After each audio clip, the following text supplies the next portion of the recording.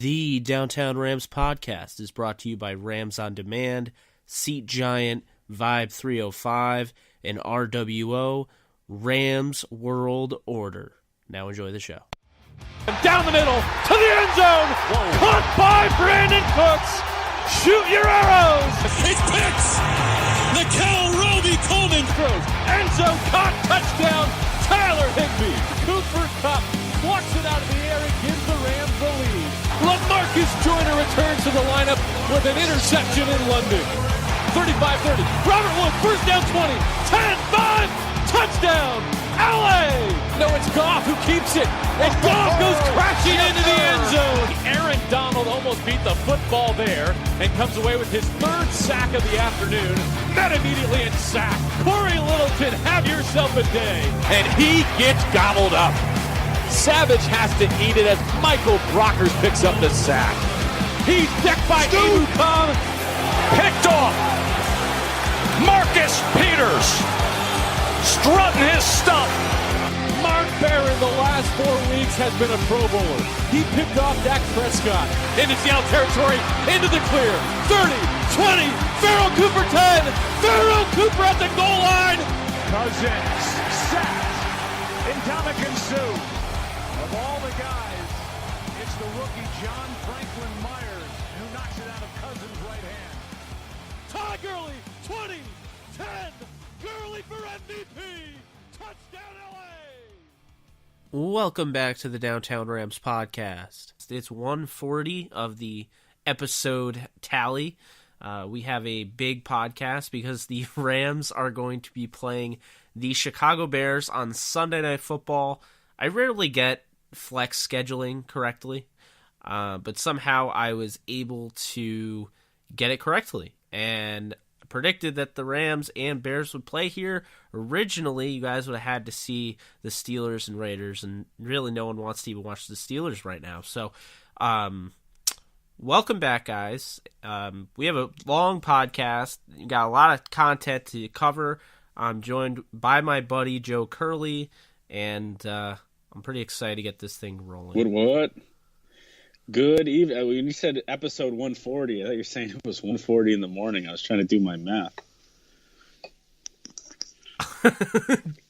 Oh my god.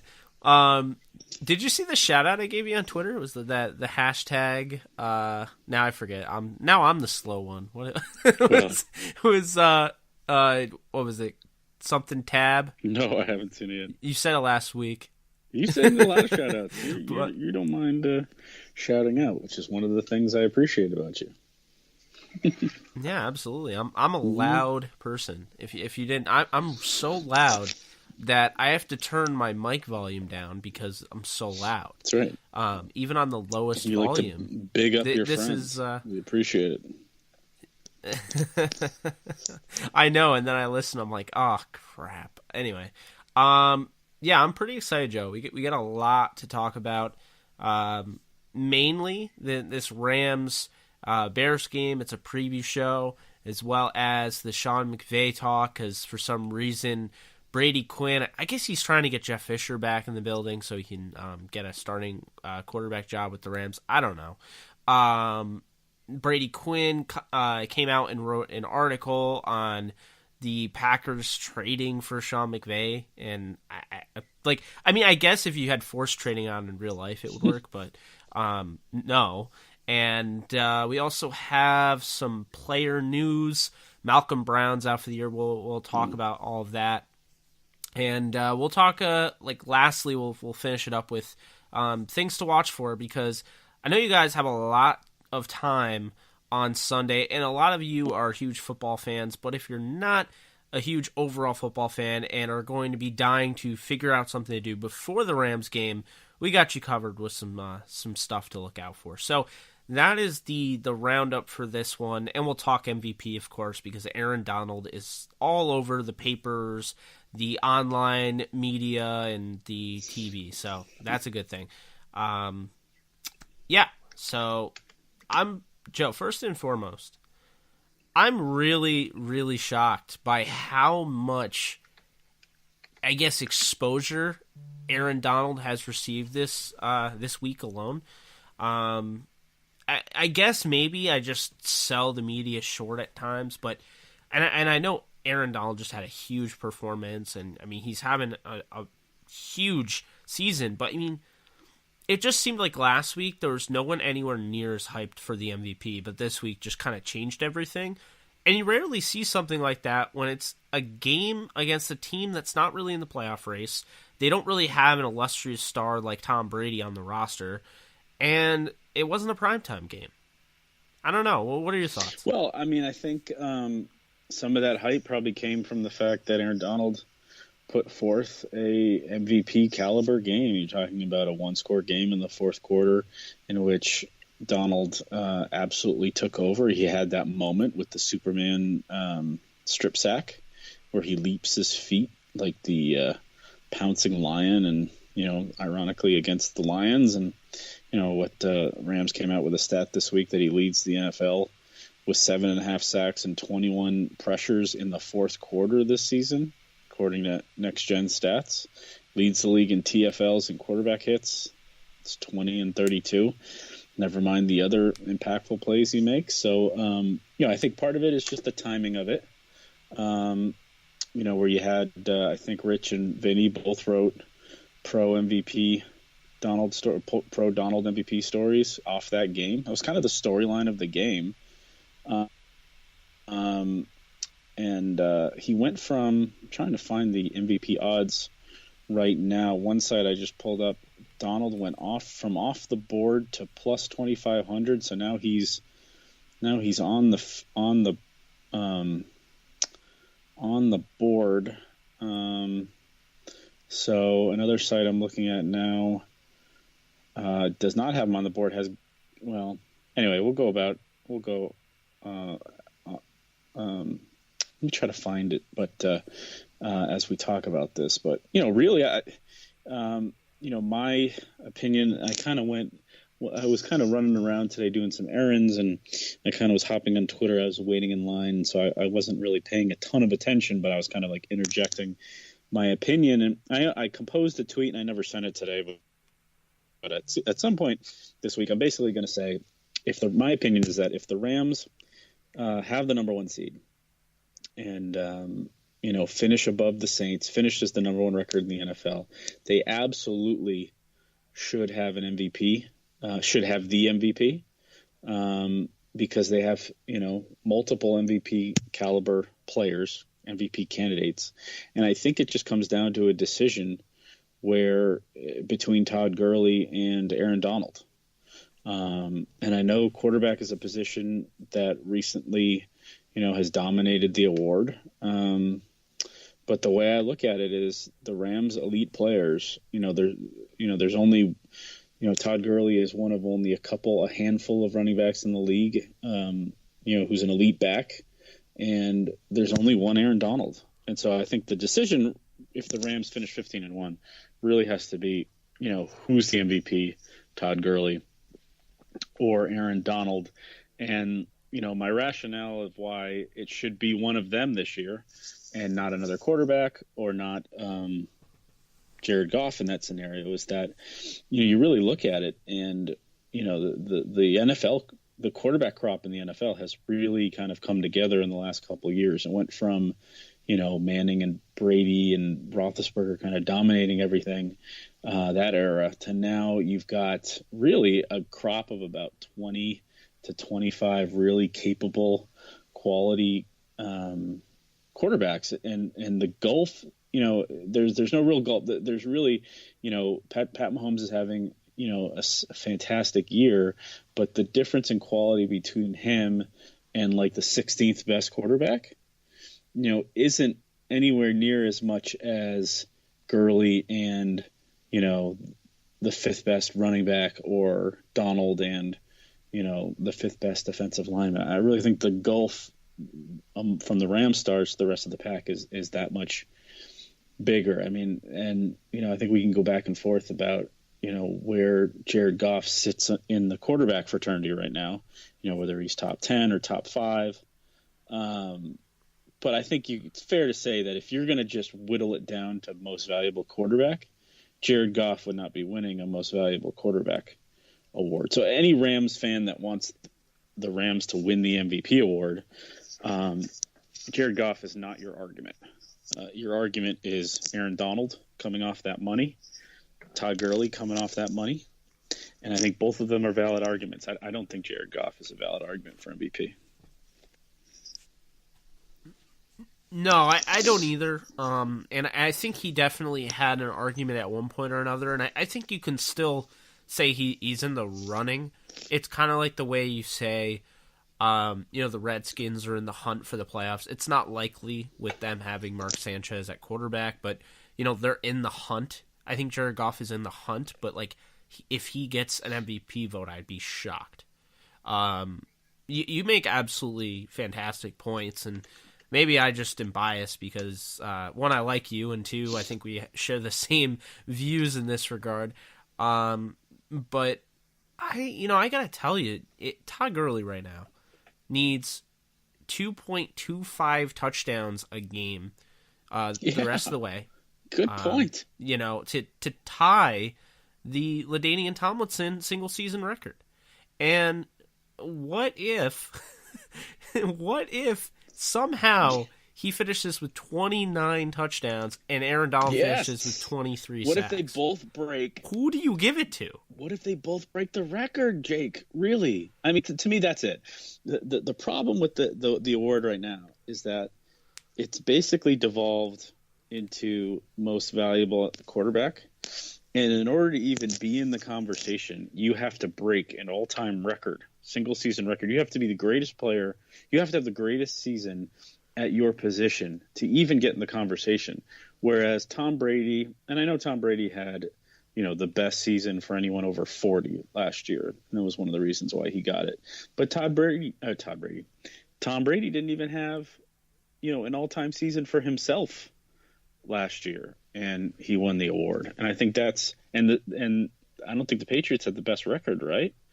I mean, the way I look at the MVP award, and it's the same in basketball, in the NFL, and some of the other sports, is that the question, and I know everybody defines MVP differently, but the way I define the MVP is the player who made the best team, the player who made the best team the best team. So, to me, you have to be, one of the top couple teams from one of the top couple teams to be in the mix. And so that's one of the reasons why I was okay with Todd not winning it last year. It wasn't Todd's fault. Todd had a monumental season, but the team did not get a bye. They weren't one of the best teams by record, even though at the end of the year they probably were. But, that on the body of work last year, Carson Wentz was the MVP if he doesn't get hurt. And so I think that's maybe why Brady snuck in there, was because, the MVP didn't finish the season.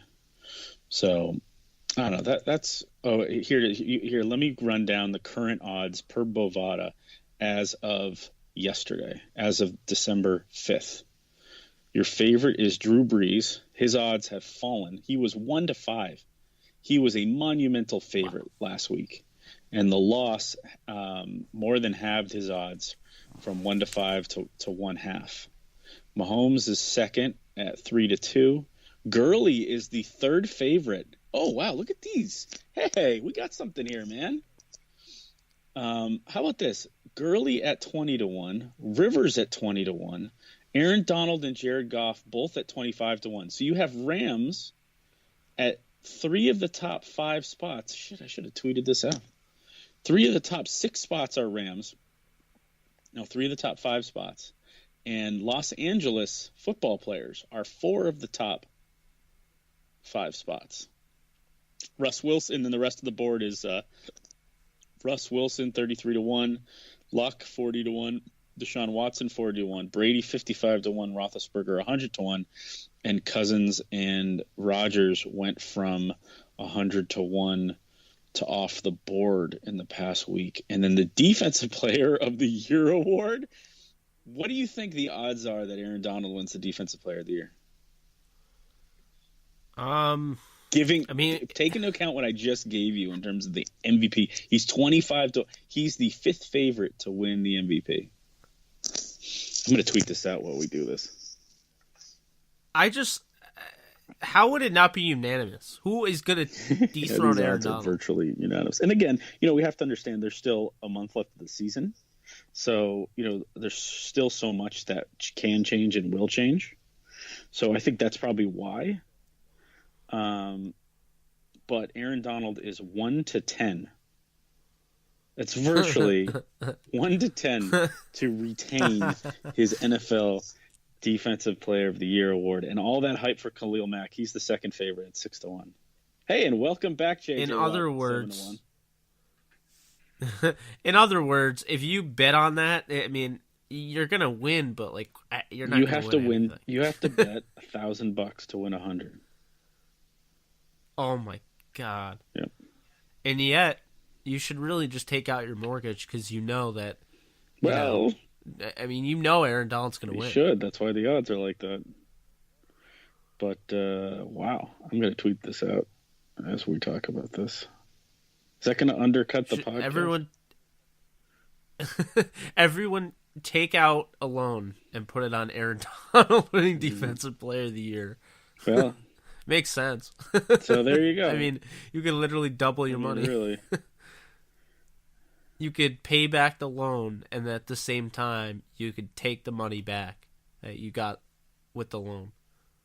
Here's my how to get rich plan, courtesy of the Downtown Rams podcast. You have to have a lot of capital to get rich on that plan.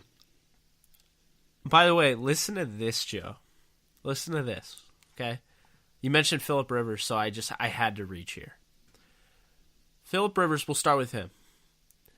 Phillip Rivers tied the completions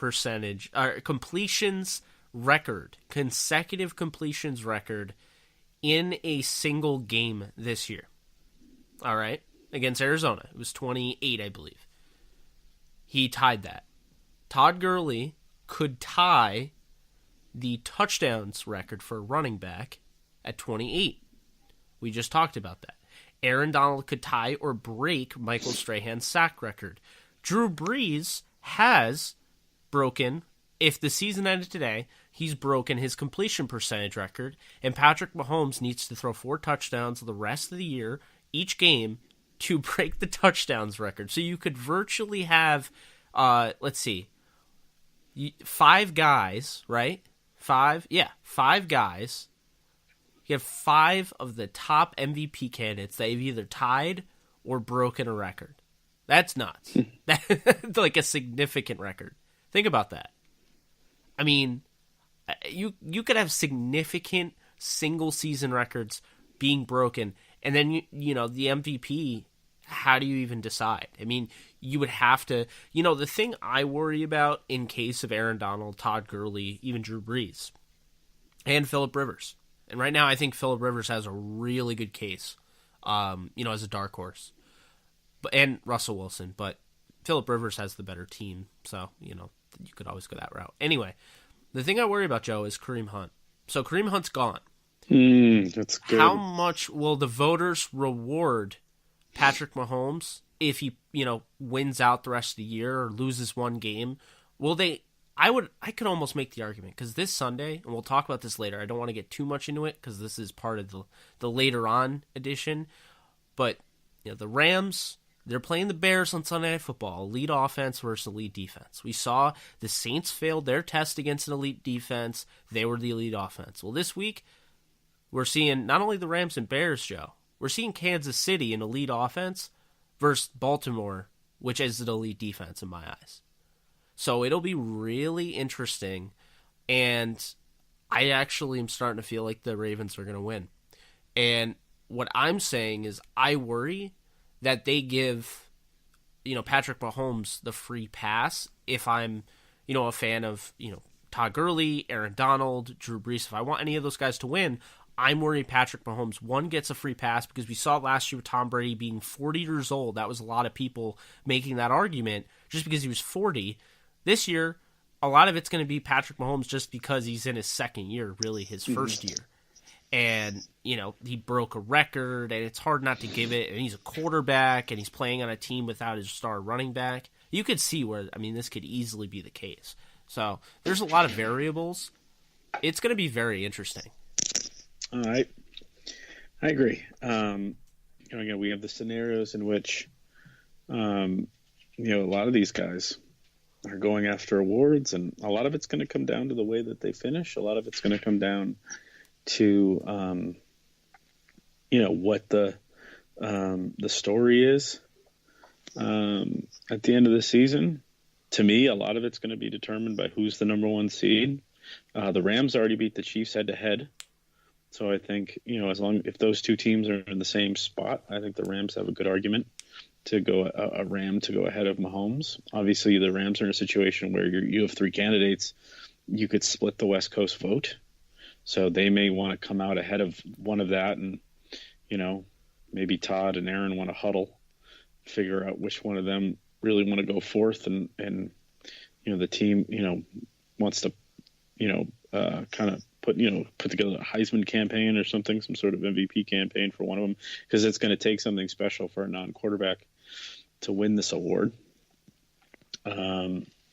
So yeah, I think, the story is yet to be told, but, what we're going through right now is just kind of the foundation of what's happening. The biggest games have yet to be played. Yeah, no, it's very true. Parting thoughts on this topic. Does another loss eliminate Drew Brees? I mean, you have to wonder, because, the voters will easily give that to Mahomes. I mean, I think Mahomes probably has the tiebreaker because he's younger and he's going to be doing it without Kareem Hunt, and, just the fact that he's probably going to break a record. I think that he would have the edge, but at the same time, I feel like voters really want to reward Drew Brees because they flat out failed in the past and they didn't give him the MVP when he earned it. So because he doesn't have MVP, I just feel like he's going to end up getting it. But another loss, wouldn't that be hard? Say, Joe, he loses the same way, they lose to Dallas. Say the Panthers just come back out of nowhere and they have a monster game and they shut down Brees and the Saints. I mean, that has to take him out of consideration, seeing at how tight this MVP battle is, right? Yeah, I mean, I think you got to look at it as to, how many losses can they. I think a lot of it has to do with how the Rams do, because to me, again, it goes to who's going to be the number one seed, who's going to have the number one record in the regular season, and another loss could eliminate the Saints because they already can't afford. They're already at the Rams already have. What's the percentage of chance of the Rams sweeping the next 4 games and finishing 15-1 with the best record in franchise history? What would you say? What's your confidence level in that occurring? I have a 95% chance. I would say, but. No, then it's already over. I see then. it. I mean, if the Rams finish 15-1, yeah, because and the Saints lose again, then you can't afford to lose again. But I think it's 75%. The Rams would be better off. The Rams would be better off for the Saints to not lose another game, because they wouldn't be resting their starters, and they wouldn't ultimately potentially hurt themselves down the road. I just don't think playing for 2 weeks is a smart idea. You're going to get the first round bye if you beat Chicago this Sunday. It's guaranteed. Yeah. Then you're guaranteed to be off 2 weeks. You cannot afford to sit your starters. And by the way, it's a 16-week season, so play your 16 games. It's a game that's on the schedule. If guys get hurt all the time. And poor Emmanuel Sanders tore his Achilles in practice. It happens. So, that we could probably tail off the MVP conversation now, because I think we pretty much hit that on the head. I think you guys got a pretty good glance at what we were talking about. Let me not cut you off the knees here, but I got one thing. I got something for you here before we move on. Let me put you on the spot. Name the last non-quarterback to win the NFL MVP. This is the AP NFL MVP. As a reporter, that's the one that matters as a reporter to me. Let me look up the other one just to make sure. dot my I's here, cross my T's. I can give you the year. 06. What year? 2006. AFC player.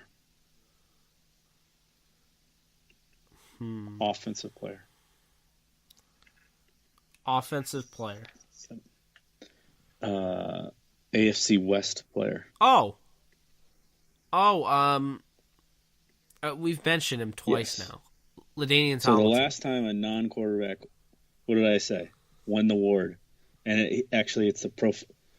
Well, actually, okay, so I have to. So 2012, Adrian Peterson won the Pro Football Weekly, not the Pro Football Weekly, Pro Football Writers, the PFWA NFL MVP. That was 2012. The 2012 AP award winner was. Oh, I missed. I totally whiffed it. So Adrian Peterson is the man. I totally blew that. Sorry, I missed Adrian Peterson on the list. So AP when he came off the knee and went for that was a 2,000-yard season, right? When he had that incredible season off the knee, He won the MVP. And the time before that was LaDainian when he set the record, and then Sean Alexander the year before that. So we're talking about running backs. So you have to have an all-time season as a running back to be the NFL MVP, which is what Todd would do if he tracks down that LaDainian record. Then again, name the last defensive player to win the NFL MVP. I just saw this the other day. Ugh. And he's the only one since 71.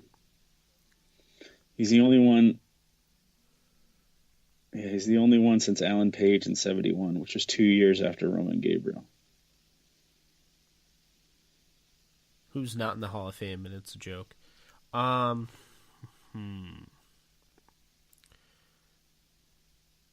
I missed one like I've been doing. Oh, Mark Mosley, the kicker. How about that? 82. All right. It's the greatest, arguably the greatest defensive player of all time. In his arguably probably talking about in his epic in a Super Bowl winning season. Yeah, Lawrence Taylor. 86 Lawrence Taylor. So, I mean, is Aaron Donald not his generation's? Well, I don't know. Maybe that's going too far. Let's see how he finishes this year. But you're talking about an epic so far Hall of Fame caliber. I mean, you put with the contract he signed. It's hard not to be able to put. Certainly, you got to put Aaron Donald in, his generation's, potentially his generation's LT. You're talking. In order to do that, I would say so. In any generation, never mind this generation, it's really hard to win this award for a non-MVP, for a non-quarterback. However, the Rams have two players that could do it. What a season that would be if Todd could get there. I'm going to extrapolate Todd's numbers out. I want to see what he's on pace to do in terms of yards from scrimmage. But Joe, you realize the Rams could absolutely dominate the voting? I mean, I'll just say this right now. What if they give it to Aaron Donald, they give Defensive Player of the Year to Aaron Donald, and they give Offensive Player of the Year to Todd Gurley? And no quarterback wins a significant offensive award. That's interesting. That's cool. And has that ever happened? Year where my argument is the quarterback position has never been healthier in this league. But that's my argument, is that there's there's not a ton of differential between having Pat Mahomes and having Jared Goff and having the middle of the pack. Who's 16th in passer rating? Anyway, we can move on, but that's my whole argument with this thing, is that half the quarterbacks in the NFL are pretty even. Certainly Mahomes has been better. Oh, absolutely. But the production, the difference in that production is nowhere near the difference in what the Rams are getting from their two stars at running back and offensive line and defensive line. Yeah, Rush. Yeah, no, I agree 100%. I think it is going to be very interesting. This is something we'll have to go week by week talking about the MVP race. I think we should do that because I know we got into it late last year, but I think it's become a pretty big topic. And, it's not like years past where it was pretty obvious. Peyton Manning, the year he had 55 touchdowns, no one was challenging him. But, this is a fun year. Last year was a fun year until Carson Wentz got hurt, and that just seemed like inevitably either Todd Gurley or Tom Brady. But this year, I definitely... You've got 9 quarterbacks in the NFL over 100 passer rating. You've got 24 quarterbacks in the NFL over 90. I mean, the difference between and really you've got you've got the top half of the league. Tom Brady is 16th in the NFL. Tom Brady is 16th average in the NFL in passer rating at 96.8. Average. Tom Brady in this current climate is an average quarterback. Underneath him in passer rating, the darling Dak Prescott from a couple of years ago. Ben Roethlisberger, multiple Super Bowl champion winning Ben Roethlisberger. Marcus Mariota, somebody that they, a lot of people thought would take off this year. Baker's down there in the low 90s. Jameis Winston, who when he's been on the field has been one of the more productive players in the NFL this year. If he could stay on the field, and then you're getting below the mid-20s. These are guys in the 20s. I mean, the top 10, you've got 12 guys with a 99 or better. 12 guys. That's nuts. That's my argument. Jared Goff's 5th in the NFL in passer rating at 109.9. But there's still 4 guys ahead of him. How can you argue for Jared Goff to be the MVP when Breeze, Mahomes, Rivers, and Russ Wilson statistically have had significantly better years with less talent around them, except for Mahomes and Breeze? Well, and Rivers. I guess Russell Wilson's the only one I would say has significantly less talent around him. So anyway, there's me thinking on the fly. But we can move on. This doesn't have to all be MVP talk. I know. Sorry to derail you there for a second. No, you're good. I think the listeners are liking it because it's a big topic. So moving on, another big topic. Sean McVay and the trade suggestions, and it's hilarious because it started off, the Browns fire Hugh Jackson, and then the highest the highest betting odds by betonline.ag was Sean McVay to the Browns. I'm like, well, I don't know. All I know is, it's betonline.ag, so I'm not shocked. But when it rains, it pours. It's like Rams fans get so angry anytime this stuff comes out. The thing is, I laugh at it because people were trying to, make the argument on my feed like, well, it would have to start with 3 first-rounders. And I'm like, no, you don't understand. I wouldn't take 20 first-rounders. This guy's priceless. And especially the organization that he's in. You just had guys like Joe Vitt, Mike Martz, you had Scott Linehan, you had Steve Spagnuolo. I like Steve Spagnuolo. I like Mike Martz. Joe Vitt was cool as an interim head coach when Mike Martz was in the hospital getting a heart, procedure done. But, Jeff Fisher, you have had horrible football. You can't just, this isn't, Doc Rivers, we're going to trade you away because we have the Sean McVay of the NBA coming in. No.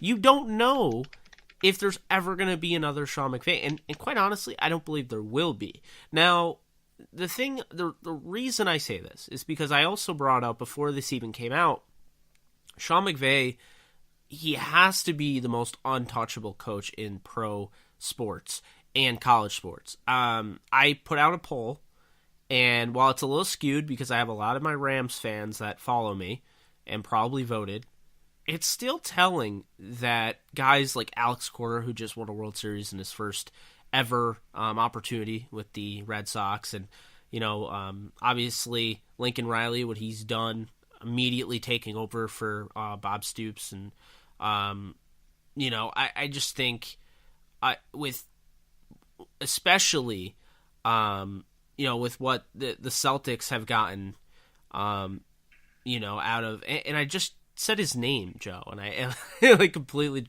fell out of my mind. The Celtics, what they have with what's his face, Brad Stevens. Oh my God. So yeah, I just think as great as those guys are, Sean McVay has to be the most untouchable, and the poll agreed with me. 93% said Sean McVay. It's the Rams. So, so exactly. There are a couple points about these potential. First, I'll deal with the potential trade, and then we can talk about the poll.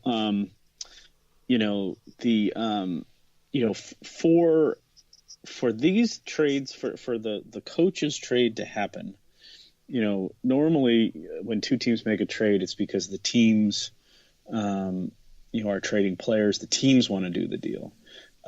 When a coach is normally traded, it's because the coach wants to move, and you're in a position where the team doesn't want to hold a somebody who doesn't want to be there against their will.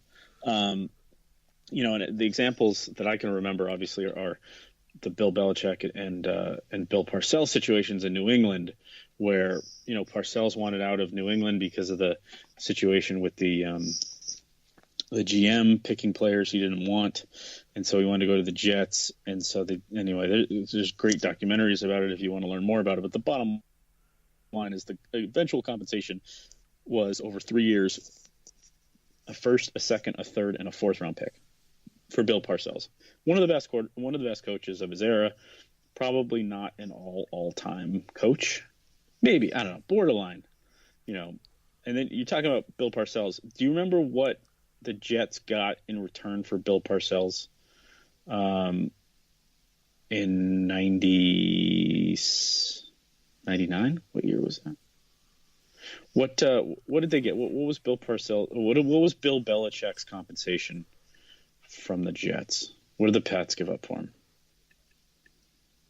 Oh man, I have no idea. So it was just a first-round draft pick because he wanted to go. The Jets gave up a first round. No, the Patriots. The Patriots gave up one first-round pick to the Jets. Sorry if I'm screwing up the two teams, but yeah, that's it was basically for Belichick. He got a first-rounder.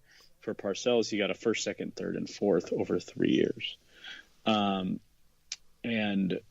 I would argue in both those situations, it was worth it to those teams.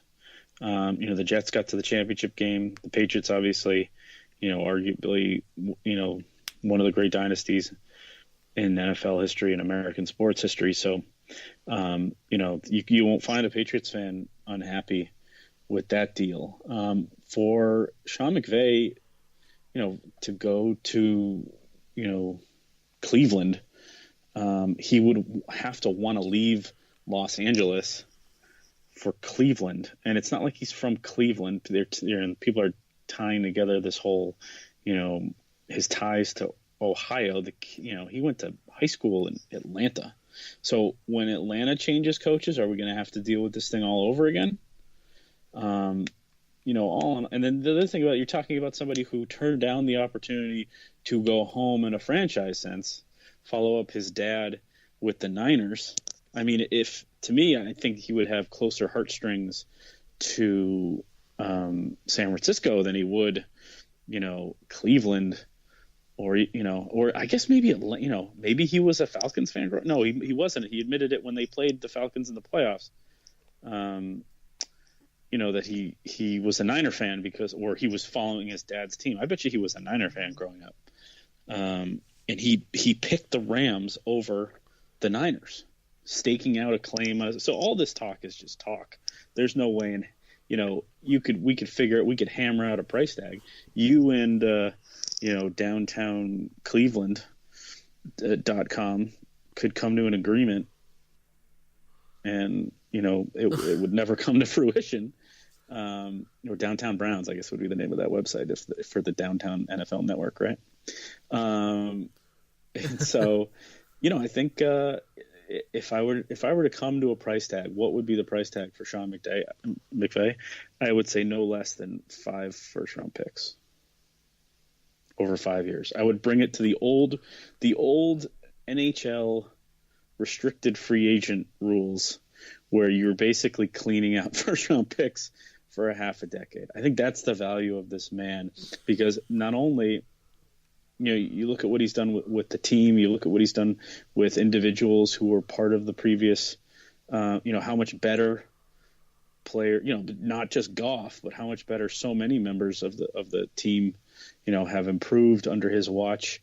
I look at Les Snead's success and I say, remember the partnership that Les Snead had with Jeff Fisher and all those empty draft picks, and picking Greg Robinson and picking, some of the mistakes that they made. And I think, Sean McVay deserves a lot of the credit for, that Les Snead's gotten over the last year. He's given him the confidence, given him the support to make a lot of those moves. So all in all, the guy is, like you said, this is a long way around for me to agree with you and say that he's virtually priceless. And, it's ridiculous. There was a Brown site that had, would you trade 2 first-round picks for Sean McVay? And it wasn't 90-10. It was like against it. It was like 55-45 against, and I was laughing. I was rolling, because these are Sean McVay with Baker Mayfield, Jarvis Landry, Do you have Nick any Chubb, idea the damage Njoku that Sean McVay would make with the kind of draft capital, and Myles Garrett? I mean, it's pretty similar to what the Rams have, actually, if you look at it. It's similar to the team he took over. Well, then think about this, Joe. He was able to get Andrew Whitworth, a seasoned veteran, to, instead of re-up with the Cincinnati Bengals, go to a team that was just in the playoffs, in the Giants. He went to the Rams, who just went 4-12, but they had this brand new young coach, and before he had even coached a game, Andrew Whitworth knew he wanted to be there. And that, to me, that's the biggest thing here, is that he was already like a magnet to talent before he even was the head coach. Look at what Robert Woods has become. Remember what he was? Robert Woods was a shell of himself. He was always in Buffalo. Yeah. And look, he was always talented, just like Marquise Goodwin, but Buffalo never used them. Oh, I know. I literally wrote an article. I forget what it was called. Robert Woods may be the best all-around oh my God, I'm going to say these words because I believe him. Robert Woods may be the best all-around receiver in the NFL. When you take into account his blocking, what he does in the running game, what he does with sight checks, what he does in this offense, and he's their number 2 receiver. He's not their $80 million receiver. Oh, that's amazing. Yeah, I remember I wrote this article. One, I had this wish list, and Robert Woods was at the top of it because everyone wanted Pierre Garçon. And I was like, what if I told you could get 24-year-old Garçon for the same price? And then, of course, Garçon's the first one that signs, and he signs for $15 million per year. Ridiculous. And everyone's like, oh, look at the 49ers are taking our guys. I'm like, you were going to pay Pierre Garçon $15 million per year. Yeah, that was Give insane. Me a break. And then, they signed Robert Woods, and first thing everyone's, he's overpaid. So much money. And we'll never live up to the deal. The value of that deal now. I'm like, he's 24 years old, and I literally broke it down. I was like, the Buffalo Bills were the number 1 rush offense in football 4 years in a row. They did not throw the ball. They had Sammy Watkins, who they traded up to get in the draft. He was the 4th overall pick. They traded with the Browns. And they had Marquise Goodwin from Texas, who obviously we've seen what he can become, Robert Woods, and LaShawn McCoy out of the backfield. They used LaShawn McCoy out of the backfield as a pass catcher before they would even target Woods. That's the thing. Like, people just don't realize that. And so when I was going over this, I was like, this is a no-brainer. I mean, this is a guy that the Bills absolutely have to bring back. And then when I found out they weren't going to pay him, I was like, okay. You saw the game against the Seahawks on primetime, and you saw how he had over 150 yards against Richard Sherman, and that was back when they had Legion of Boom, and he was just all over the field, and that was in Seattle. You saw the way he performed, and to me, they needed that. I mean, I don't think they ended up winning that game, but that was the game. Sammy Watkins was hurt, and I believe Marquise Goodwin was hurt. It was, I can't even remember because Bills receivers back in the day, I mean, they were bad, but they had like the top guys that are now top guys, and then they had really bottom of the barrel guys. So my point is, Robert Woods was always destined to be really good. I mean, I said this coming out of USC. I wanted the Rams to draft him. The problem is he went to the worst fit possible. And at the same time, he didn't because, I think he was able to put on film in more of a run-heavy scheme. He was able to put on film how great of a blocker he was for those pro area scouts. So I think, the Rams pretty much knew what they wanted. Sean McVay obviously knew he needed some serious blockers in the, at receiver because he had them in, Pierre Garçon and obviously, Jamison Crowder's not half bad as a blocker, and then the tight ends. So, I think that was one of the key things that it came down to. Yeah. There's not much more to say. I mean, Sean McVay has turned this team around. They've gone from 14-12 to 11-1, and all that's left is for this team to get over the hump of the postseason, and so much we'll talk about that stuff when we get to it. So the Browns can go find their own dude because no one's leaving Los Angeles for Cleveland. It's the other as the NBA found out last year, it's the other way around. You leave Cleveland for LA. Yeah, and then you bankrupt Cleveland. Anyway, yeah. So let's see here. One more thing, and yes, Sean McVay should win the Coach of the Year over Matt Nagy. Sean McVay should win Coach of the Year. And I know that's not the way the Coach of the Year works, but and then we're talking about the McVay, Stevens, Cora, Riley. Yeah, you're probably right. Probably is McVay there. Brad Stevens, the head coach means more in the NFL than any other league. So, the right answer there is Sean McVay over Stevens, over Cora, over Lincoln Riley. And, I think Sean McVay should, if they go 15-1, Sean McVay should be the Coach of the Year again, but he already won it last year, so somebody else can get it. I don't know if Matt Nagy's the guy I'd give it to, because honestly, and we'll get it later we'll get to it later in the pod. I'm not all that scared of the Bears. I don't think they're all that great. I don't know. I don't think he's done all that great. I'm not saying he certainly hasn't done a Sean McVay job, but we'll see. We'll see what they look like down the stretch. So, this will be interesting. Yeah. This will be very interesting. I'm not a big Bears guy. I agree with you. And I picked Matt Nagy before the year started. I picked him to win the Coach of the Year for that reason, because I assume no matter what the Rams do, no matter what any coach does, if Doug Peterson, replicates what he did, or anything, I just came in the year thinking Matt Nagy is going to end up leading this Bears team that I thought was already good with John Fox. But they, I think John Fox held them back. He's going to lead this Bears team to a winning season. I said coming into this year, the 2018 Bears are the 2017 Rams. So that's exactly why the last episode when we were talking playoffs, or maybe it was 2 episodes ago, I said the Bears are losing first round. I really think so. I think it's going to be the kind of like the Rams, that they're not going to be, ready. And I think an experienced team like a Seattle, or, oh my God, if they get Minnesota, that could be really bad. So, I I think they're going to lose first round. And if they lose to the Rams, you have to keep in mind, now that Dallas is right in this to get the 3 seed. So then you really might end up playing Seattle. And I just think that's the worst matchup for a young Bears team. I really do. Russell Wilson is way too disciplined as a passer. He's not going to bite, and we'll talk about it more in depth as we get along. The guys I would put forward for Coach of the Year, along with Nagy, he deserves to be nominated. But the guys that I would prefer, 100%. I think Andy Reid's got to be in this discussion. I think to give the keys to a basically a first-year quarterback and have the year that they had there, he needs to be in discussion. Bill O'Brien, you start, what were they, 0-3, and they haven't lost since. The guy I think, the one I've been most impressed about, I thought the Seahawks were dead.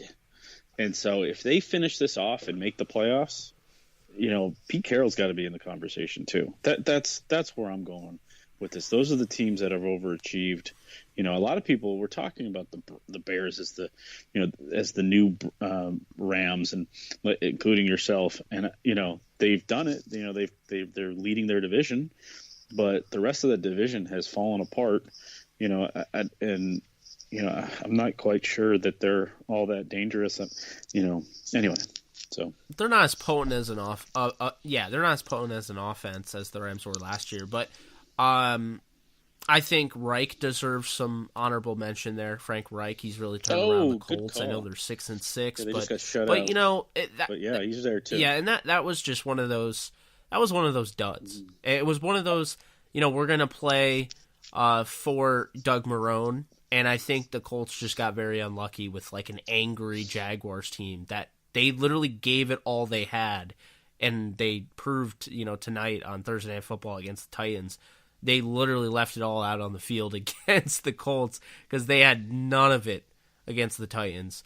So I think I'd say Reich, and also, I don't really like Bill O'Brien, but you got to give him his due. The Texans are looking good, but I'll say this, I won't say with a lesser team.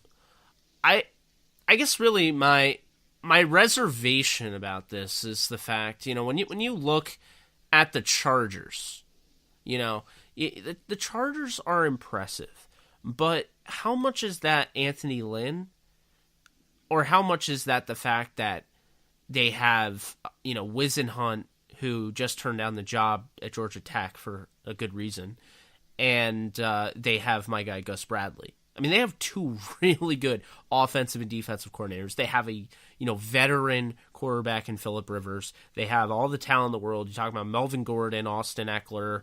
Obviously Keenan Allen's one of the more nuanced receivers in the league. Mike Williams. I mean, the list goes on. They lost Hunter Henry for the year, so let's not forget that they lost one of their key players. And then when you look at their defense, they haven't even had Bosa for the majority of the year. My biggest gripe about the Chargers has been they hardly played anyone. When they played teams, they lost to them. They played the Rams, they played the Chiefs.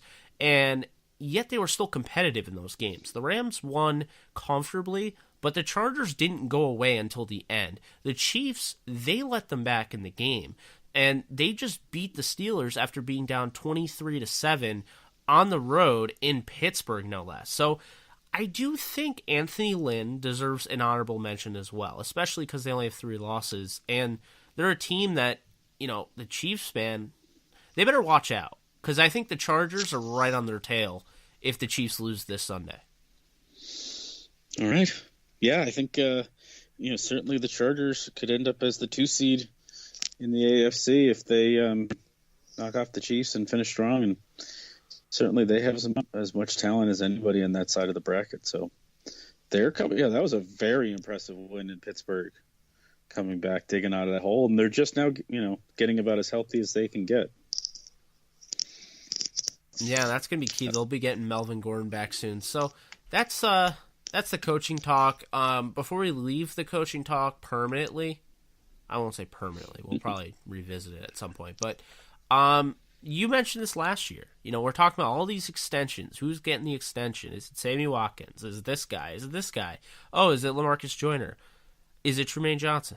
And then you brought up, so you're late. Why aren't we talking about Sean McVay? That's right. Should have been last year. You know, pay the man. and Pay the man. Bring it back. Get the sign out. oh my god! Get the pay the man sign out. Whoa, what was his name? Can you bring that in the press box, or will you get kicked out? Yeah, I probably couldn't.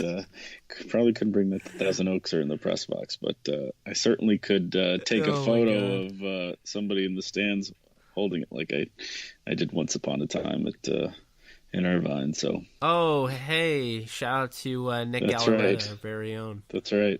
Get it going. I'm gonna tell him about that. We'll get that going. He'll get that signed, and then he'll get it signed. He'll get it signed by Aaron Donald. Oh, the irony. So yeah, we definitely. Timmy, what are you waiting for? You know what Sean McVay is. You know you have a steal, and if you don't think that, then I don't know what to tell you. Then you have no idea what you're doing, because in 2 years he's turned a losing franchise into the best franchise in football right now. So I don't know what else to say. This team is on I'm the going to cusp. leave it at that. Team is on the cusp of, well, let's not be, actually, you know what? Yeah. No, the team's on the cusp of winning the whole thing. Let's not put any long-term, there's a lot this is going to be a really busy offseason. There's a lot of moves. There's a lot of, I had a Rams fan DM me the other day with a bunch of X's on all the defensive players he wanted out. All the turnover. Oh boy. And I'm like, and I was joking with him. I'm like, so you really want them to line up 11-on-1? It's going to be Aaron Donald against everybody else next year because he wanted the entire defense gone. But yeah. Anyway, let's keep going. Let's keep going. You're right. But pay the man. Pay the man. He deserves it. Yeah, well, maybe it'll be like a celebration, like if they win the Super Bowl this year. Mm-hmm. While he's getting the Lombardi Trophy and hoisting it up, Stan Kroenke slips him the 5-year contract extension. Well, the thing about it is he'll sign it on air. The great thing about hiring a 30-year-old as your head coach is if you hit on him, you got a shot to have this guy for decades. I mean, really, and it's you could really do a Tom Landry thing here, where if Sean McVay wanted to, and he showed the ability to,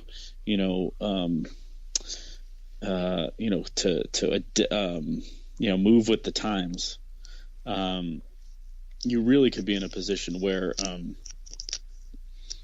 you could have this guy for a long time.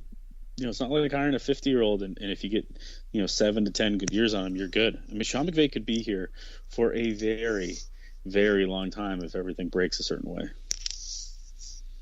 I mean, Bill Belichick took over the Patriots when he was 48, so that was one of the things I was comparing it to. And I'll say this: what about a baseball contract? Something crazy where you offer him a 30-year deal, and he at any point he can retire and just go right into the front office. Yeah, I think I was thinking about, you could compare it to that contract the Lakers gave Magic right after he hit early. Was it the first year or something? They gave him some ridiculous extension at the time. It was like $1 million a year or something over 30 years. And basically just locked him up. You could literally give Sean McVay, an escalating. Well, the thing about it is the Belichick contract. A lot of these coaches' contracts, they go unreported. You can't tell me what Bill Belichick's being paid. And I have my own kind of opinions that aren't for the podcast of why that is. But you could work out something with Sean that makes him a very rich man over a long period of time, and gives him an incentive to continue to stay here, to continue to win, and kind of come into his own. The thing about it, the guy, how good can he be if he's this good at 32? So anyway, I mean, I think anything less, I think you could literally give him a boatload of money for 10 years and put a buyout in there. If everything goes wrong, give him a mammoth buyout. And I think, I think you'd be better off than underpaying him putting him in a position where he wins and can escape. I think it'd be smarter. I think he's shown you enough to put a huge, to make it worth his while to stay long term. But there's no evidence that he has any plans other than to be here a long time. Yeah, well, I mean, I just go back and think about 2011 when Albert Pujols signed that 10-year contract, and he literally, they came out and said he wants to finish his career, whether it's on the field or in the office, with the Angels. So, it's one of those things where it's like you could just transition right to the front office. I mean, imagine having a football mind like Sean McVay, and then just the guys that he knows and how, maybe he could, maybe it'd be somebody like bringing in, I don't know, maybe it would be your guy in defensive backs coach, maybe. I don't know. I don't know. Yeah. Now, he's probably not young enough, but you get my point. So there's only been 50 head coaches who lasted more than 10 years in the history of the NFL. Hang on, I'm trying to pull up a list of the longest tenured. The one I remember is obviously is Tom Landry. Well, haven't the Steelers had like 3 head coaches in 50 years? Oh, that's true. Yeah, it's Noel was there forever. Hallis did 40 years, but he was kind of Noel, Don Shula, Curly Lambeau. I mean, you could have, Landry was 29 years. So those are the long tenured. You could do that. He could coach this team for 30 years. Paul Brown. I think he should. So let's do it. Chuck Noll was 23 years. So anyway. You can just see me now telling my grandkids, I remember when Sean McVay was hired by... Oh, boy. He's going to be coaching until he's 70. He's gonna be like Wade. But anyway. So we're going to move into the player news. It's kind of limited, although it was a pretty big loss for the Rams. And I want to stress this because Malcolm Brown's out for the year. And, I was watching some of his film, against the Lions, and it wasn't a ton because he doesn't get a ton of snaps. But when you have a backup running back that you can put in there for an entire series to give your star, obviously the best running back in the league, you give him his freaking drive off. You give him a drive off because you're that confident in his ability. I just think that says a lot. And when you see there's not really anything going on, there's no hole or anything, the casual fan wants to say, well, the offensive line's great. That's why Malcolm Brown is all of a sudden good. But, Joe, you've brought this up. Malcolm Brown just looks faster. There's something about him. He's quicker, he's faster, he's more decisive, obviously. He's just different. And so this clavicle injury absolutely sucks. It's a big blow. He's been there since 2015, as the UDFA. He was actually, if people didn't know this, he was the number 1 running back recruit out of high school. And he went to Texas, and he didn't pan out. And then the UDFA route comes along, and the Rams, they were signing UDFA running backs. You talk about Trey Watts from, I believe it was Louisiana Tech. Could be wrong. SMU maybe. I don't remember. But Trey Watts and, Benny Cunningham from Middle Tennessee. And they drafted Darrell Richardson in the 7th round out of Abilene Christian. So, they had gone that, later round undrafted route. It's incredible that they stuck with Malcolm Brown this long.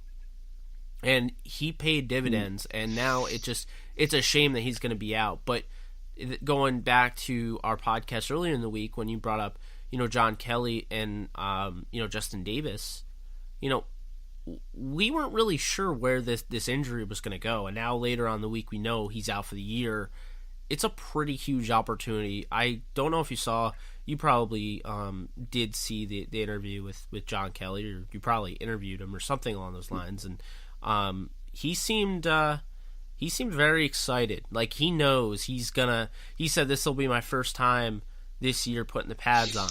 He's like, I've had fun, cheering on the team, but now it's my time. Well, and he's like, I'm not about, I don't get nervous. I'm over anxious. So I thought that was, reassuring that for sure he's going to suit up. I think everything's kind of played out.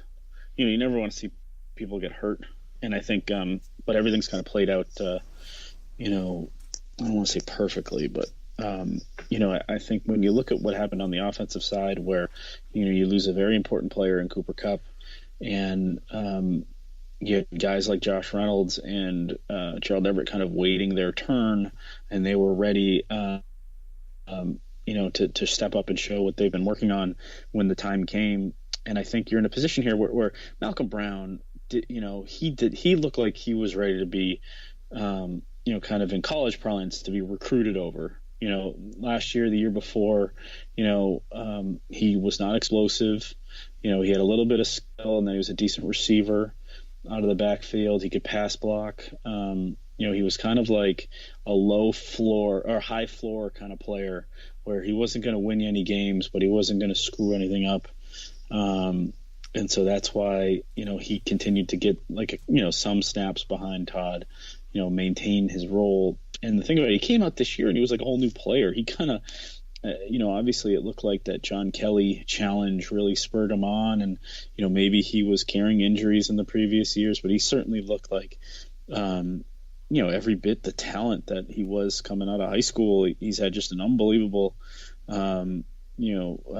season. He his run block, or his rushing grades, but PFF are basically right in line with Todd Gurley. His pass blocking grades have been very good. I think he's been the perfect kind of complement to Todd this year. So it is a big blow, but obviously, John Kelly, showed, big time explosion in the preseason. He was the darling of the preseason. Didn't he lead the NFL in rushing during the preseason? So, certainly, he did. I'm sure Rams fans will be excited to see what he can do. And I think we were getting to a place where, he was going to need some snaps, the last couple of weeks of the season anyway. So this just kind of accelerates it. But I think we're gonna see that, very similar to what happened with the receivers. That when an injury took out a key piece, the Rams had the depth to overcome it. And that's what I expect in this scenario. Now, now the depth is stretched. Now you can't afford, too many more significant injuries to players who are on the field in skill positions. The depth has now been stretched. Well, I guess Hodge maybe. I don't know. I don't think you want to check. You wouldn't want to learn any more of those lessons. But I think it shows once again the job that McVay and Snead have done in the offseason of building out this roster. That they're in a position where they could withstand serious injuries. So we'll see how John does. I think we both have confidence that he's going to succeed. Oh, without a doubt. I think he's honestly pretty similar to. He runs similar to Nick Chubb, of the Cleveland Browns. It took Chubb a little bit to get going, but when he got comfortable, he just played his game. He's got some underrated speed. I feel like John Kelly isn't as fast as him in a straight line, but he's got that quickness, the vision. Obviously, he has the potential to be a legitimate pass protector. I think those are the key things here. Now, with Justin Davis, you're looking more at a scat back. You're looking more at somebody that's like a quick jolt. He is the guy that can go from 0 to 60 in a split second. He's very fast. So you have all three of your running backs provide something different. Todd Gurley's the total package, really, but then you look at John Kelly. He has the power and the vision, and I just feel like Justin Davis, it's no nonsense with him. It's no hesitation. He sees the hole, he hits the hole, and he's a threat to take it to the house. So they have three guys there. I'd love to see them add another. I was hoping the Rams would bring in former Patriot preseason stud Ralph Webb from Vanderbilt. I really like him as a scat back. I was hoping the Rams would bring him in on the practice squad or something like that. Because, I know people will say, well, Pharaoh Cooper, we were talking about this, he received some snaps on the sideline, like he was getting handoffs from Sean Mannion. But I'd feel more comfortable if they took this time to maybe add another running back to the fray, and at least on the practice squad, and just get them in the building. Exactly for what you said. I mean, if they lose another back, now you have Todd Gurley and John Kelly in the playoffs. So now you have Todd Gurley and Justin Davis. And, the problem is they haven't logged enough snaps to even be counted on in that situation. So you'd really have to put the load on Gurley. So this is kind of big, honestly. It gives them an opportunity now. Of course, it takes away a guy that you could definitely rely on in a big situation, but it gives them an opportunity now to really get these guys snaps. They have 4 games left, and it's plenty of time to get them comfortable for the playoffs, especially, Joe, their debut this season in an offensive form, because I think Justin Davis has played 1 snap on offense, but John Kelly's debut is going to be on Sunday Night Football. I mean, the biggest issue with last year for me, and I'll say this, I think people don't take enough care of it. I don't think people take it seriously enough, but last year the Rams were 11-5. No one expected that. I mean, I had them going 11-5, but no one expected that in the scheduling department. No one expected that in the scheduling department. So, they go from 4-12 to 11-5. They had the 4-12 schedule. So they had 1 primetime game, which was an awesome Thursday football game. But then when it came down to the Atlanta Falcons, primetime playoff game, they didn't look ready. They looked, tight. And this year, they have come to play in primetime games. Jared Goff has 12 interceptions to 12 touchdowns to 1 interception in primetime games this year. And I just feel like it's so important to get this going. It's a pretty good idea of what you're going to get in the postseason rather, and it's very important for a guy like John Kelly and Justin Davis to get a hold of this this moment, I would say. Very good. Obviously I'm excited to see John Kelly, a guy who's obviously officially a Joe guy, considering I picked Gerald Everett before they drafted him. I picked John Kelly before they drafted him. 2 of my guys on this this team that I believe in their talent before they became Rams. But I will say this. Last year I said several times that Todd Gurley was, one of the arguments for him to be MVP is that the Rams absolutely could not live without him. He was so important. He couldn't leave the field. He needed to be, they needed him pass blocking. They needed him in the pass game. They needed him in the run game. He was needed in every phase of the offense, and he was just indispensable.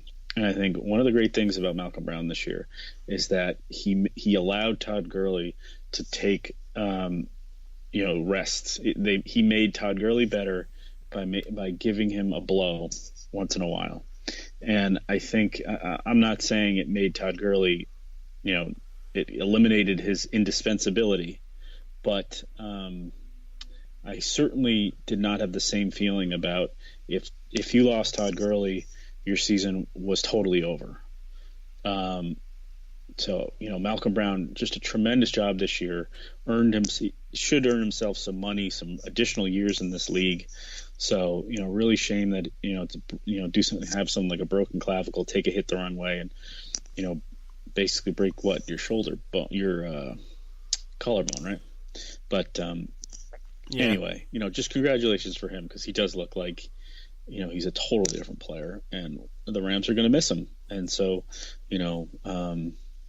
anyway, I just, but that's the depth this team has, that you could, be shattered for somebody like Malcolm Brown and then be excited about somebody like John Kelly.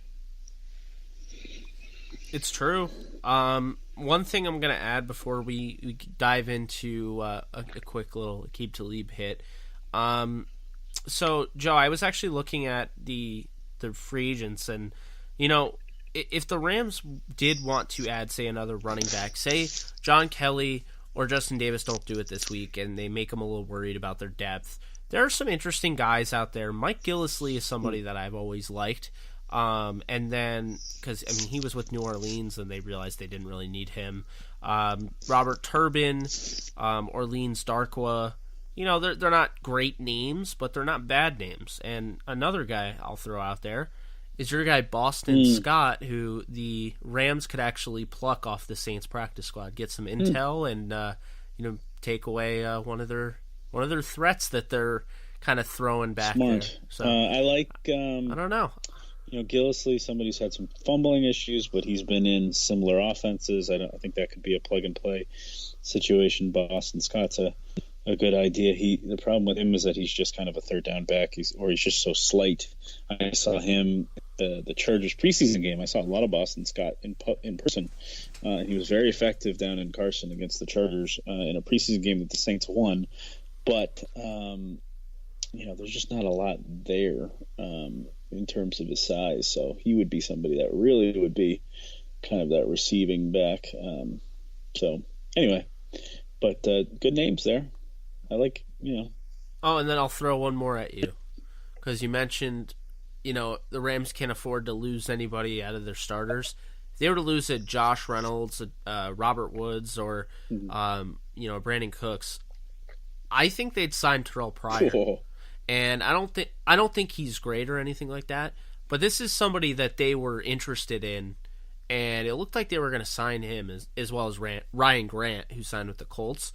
But Terrell Pryor's the name to watch because he was just recently cut by the Bills, and that's somebody that they were interested in. Bills receivers do tend to come to Los Angeles lately, so we'll see. That's a good point. Hopefully that doesn't mean Kelvin Benjamin in the future. Yeah. Unless he signed with Kansas City. So I think we could use some offensive line depth. Yeah, tight end. Yeah, you could play him at tight end for sure. Certainly big enough. And then obviously Aqib Talib, who played a limited amount of snaps. Although Joe, I know it says he played 30. It didn't feel like he played 30 snaps. Yeah, I'm okay with call it a pitch count, call it a workload management. As somebody who's kind of ramping up after a lower body injury, who's wind probably isn't what it was. I was down on the field before the Monday night game against Kansas City where he was out there working out hard, moving around good, and it looked like he was sweating gravy because, you come off a lower body injury. It's tough to keep that fitness. And, I think it was smart of the Rams to, only play him about half the game last week. And like you have in the show notes here, he's not going to be on a pitch count this week, but I still think you got to, move some. We'll see what the matchups entail, but Troy Hill's still playing well. We didn't see a ton of Shields last week in a bad way, so I think the secondary is playing better, and I think Talib's kind of presence is part of the reason why. But again, you got to protect these guys for the postseason. So, maybe it is worth limiting, some of some of their exposure out there, playing maybe 75% of the possessions rather than 100. Yeah, I agree. And I think the Rams are going to have to play situational football. And I think that includes, if you see somebody like Taylor Gabriel out there, you need to throw Nickel on him, or you need to throw Sam Shields on him. He's got game-breaking speed, and then the physicality of Allen Robinson. You definitely want to. I think Talib fits, him very well, and then Marcus Peters could go on. Anthony Miller, the kid out of Memphis, and then I think they have a decent fourth guy in Joshua Bellamy. So, but here's the thing, Joe. That's not what worries me. What worries me, besides their defense that we'll get into, Trey Burton could eat the Rams alive. Could absolutely tear the Rams in half. The issue with Trey Burton is not getting open. Watched tons of Chicago Bears tape over the last week and a half. And I can tell you right now, Trey Burton's always open. It's whether or not they want to use their weapon that they spent all that money on. Yeah. Arguably, I don't know if he's as good as Ertz. I don't think so. But he could be an elite tight end that is just not used. He's a tremendous, not to the way he tremendous should be. athlete, and I think he hurt them in that game a year ago in LA. I think he scored one of those early touchdowns when the Rams went down. What was it, 21-7 in the first half? I'll have to look that up. But Trey Burton was very good against them last year, and he is big and physical and fast. He's got all the tools. It is just about usage, and I think they've been using him more. Let me see if I can pull up the Bears. They have been using him a little bit more, but it's not even about Trey Burton necessarily. That because if the Rams were number one in defense against tight ends, it wouldn't be a worry. It's let's not forget Jared Cook on primetime. Let's not forget they gave up 90 yards to Levine Toilolo, who is talented, but he's never used in that way. The Falcons liked him a lot, and they used him as a blocker. He was a blocking tight end. And with Michael Roberts out, and they had Luke Wilson, who's given them fits before with Seattle. They turned to Levine Toilolo, and he kind of picked him apart on, I think it was 4 or 5 catches for 90 yards. So if Levine Toilolo can do that, somebody that is probably 5 times better than him as a receiver in Trey Burton could feast. Trey Burton is 5th on the team in targets. He's behind. That's what I'm saying. He's only got 50 targets. He's behind Gabriel Cohen, Robinson, and Miller. And he's got 38 catches for 448 and 5 touchdowns. He's second on the team in touchdown catches, but he's only 5th in targets. So, look in the red zone for him, I guess. I guess that's where. And he's pretty good, and he's got some good yak numbers. He's also second on the team in first downs. No, third on the team. He's one off Gabriel in first downs, and he's only got 1 drop on the year. So, all in all, you're right. His numbers, he's had a really good. He's actually leads the team in passing rating when targeted. Of course he does. It's like okay, Chicago. Like, yeah, I respect the hell out of Chicago. I really like Matt Nagy, but for the life of me, I don't understand. I think their 3 losses this season, 4 actually, can be contributed to the lack of targets to Trey Burton. They've been in close games, and Burton is the equalizer there, or the X factor, and they haven't used him enough. And the stats show it. I'm there with you. And the reason why I'm not all that worried about the Bears, let me give you my opinions on this game generally. To me, I don't think the Bears are that dangerous because I'm not afraid of the quarterback, especially coming off an injury. Mitch Trubisky runs around. He's dangerous with his legs. He can hit. He can be exciting. He can make big plays. But I don't think he's anywhere near as consistent a quarterback as needs to be to beat this team. I think he's not one of the best. They've already played Mahomes. They've already played Breeze. They've already played Cousins. This is not the biggest challenge for this team. And honestly, I was not joking. I was saying on Twitter earlier this week that somebody had made a crack that maybe Mitch Trubisky should sit out this week so he doesn't get hurt going up against Aaron Donald. And my whole thing is, Chase Daniel, I think gives them they're just as good with Chase Daniel in there as Trubisky, maybe better because he's not somebody who's going to turn the ball over. And take sacks, take negative plays. So he is, Trubisky is kind of a playmaker, but I think he can make plays for both the offense and the defense. The thing that scares me more, and then I think is a challenge for the Rams, what really kind of excites me from Rams' perspective about this game, even more so than playing Trubisky and the Nagy offense, even more so than facing Mac and what is. I said last year, one of the best defenses in football. This was a budding defense even before they got good.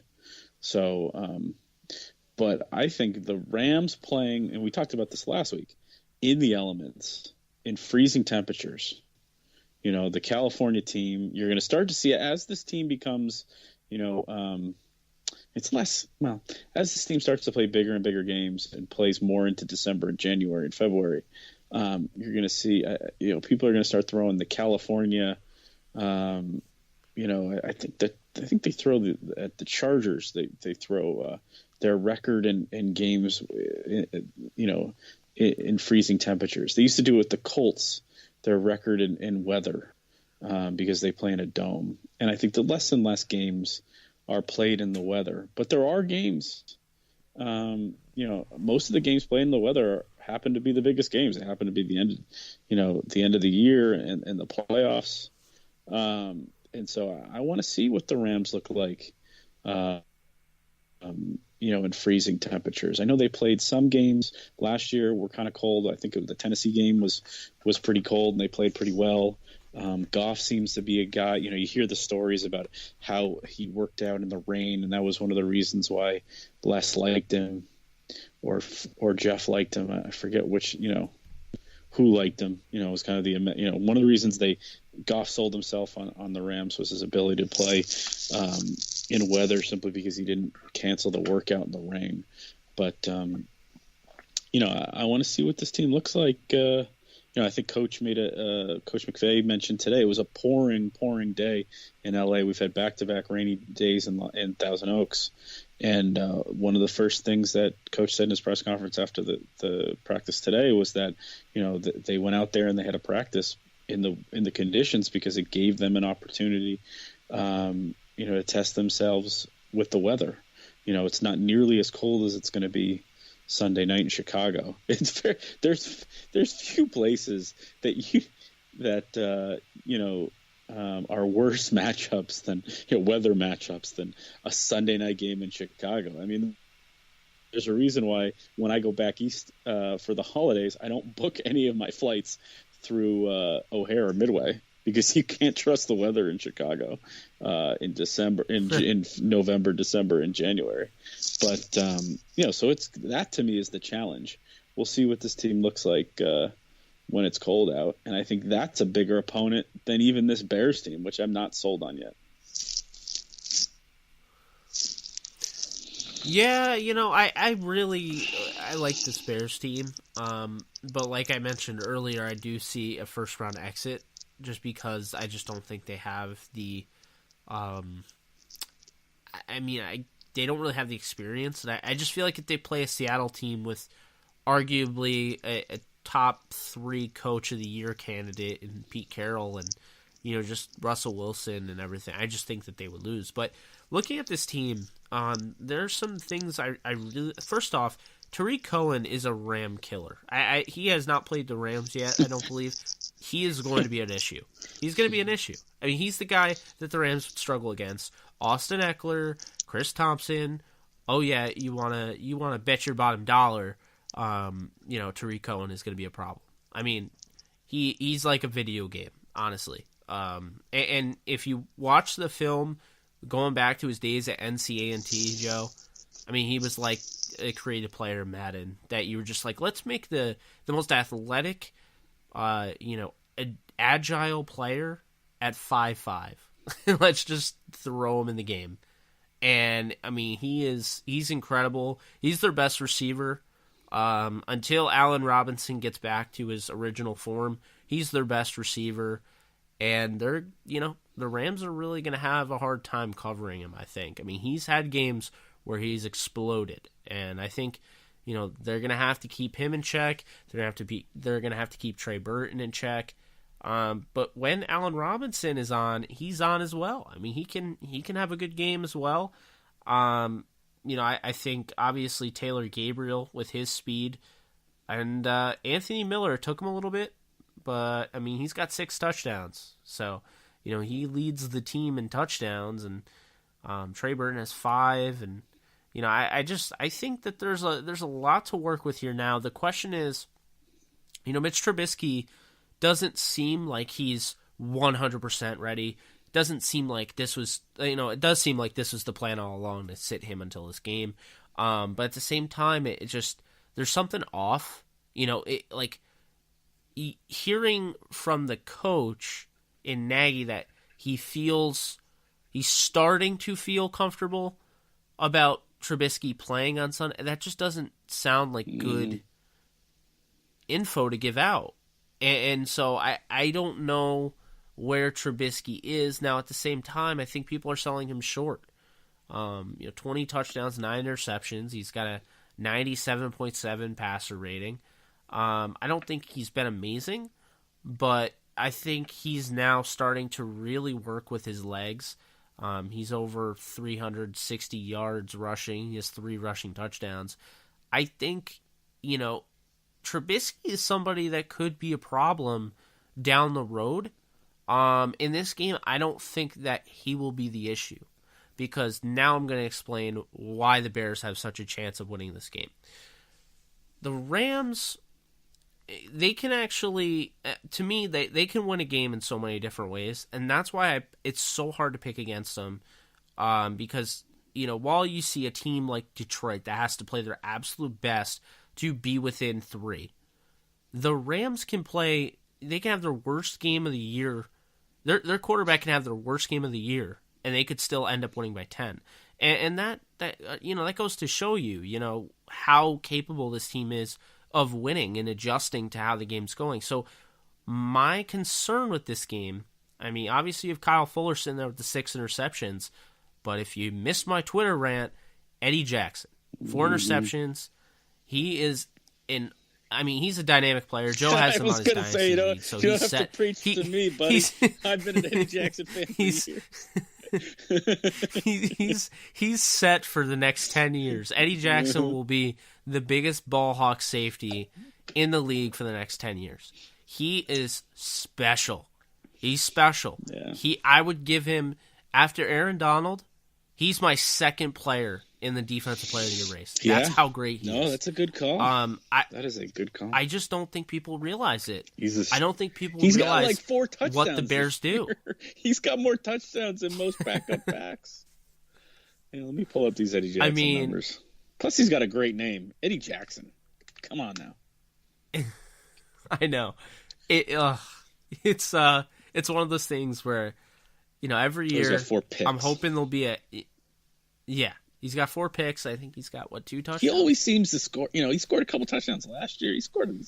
Let me look this up before I make a fool of myself. Yeah, he's a freak he's show, had honestly. 2 touchdowns. He's had touchdowns in 2 of the last 3 weeks. Got me one on a bye week. And he's got another one. Wait, hang on. He's had touchdowns 2 of the last 3 weeks and 3 of the last 4 weeks. Dude's got touchdowns. He's got 3 touchdowns since November 4th. Oh my God! How many Rams have had 4 touchdowns since November 4th? How many touchdowns did he have last year? I felt like, and he had 2 touchdowns. Todd Gurley. Yeah, because Todd scores all the touchdowns on this team. Jared. He's got more. I don't even know if Robert Woods has. All right, let me. Josh Reynolds. Maybe. Let's go to the NFL rushing touchdowns. He's got more touchdowns this year. Okay, anyway, this is boring. Keep going. Sorry. It's not boring. No, it's all in fun. Anyway, so Eddie Jackson would have my vote for this second, the runner-up defensive player of the year. He is absolutely transforming the defense. It's not Khalil Mack. Khalil Mack has a lot to do with it, but without Khalil Mack, this defense still was not losing a beat, especially in the secondary. And when you look at how complimentary a guy like Eddie Jackson is, I wouldn't make the argument last year that he helped Adrian Amos become a top safety.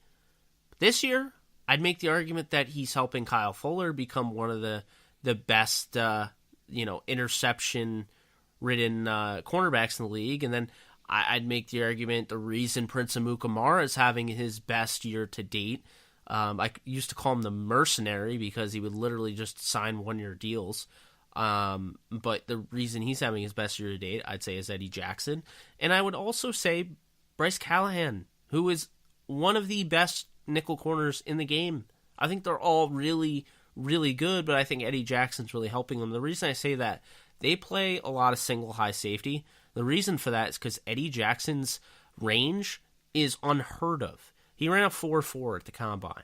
I mean, people know how fast he is. So Eddie Jackson can go from number to number. I found and it. It's no Eddie issue. Jackson has more touchdowns than LaShawn McCoy this year, who's got 143 rushing attempts. He's got as many touchdowns as Lamar Miller, who's got almost 200 rushing attempts. He's got more touchdowns than Dion Lewis, Matt Breida, Tevin Coleman. Wow. Alfred Blue. Anyway, keep going. Sorry. That's insane. But you get my point. I mean, he can go from number to number. If you don't believe me, I watched all 22. He completely baited Sam Bradford. And Bradford was like, oh, I got this. I'm going to throw it up to Larry. Larry's on Prince Amukamara. He's going to win the outside leverage, and he's going to get this ball.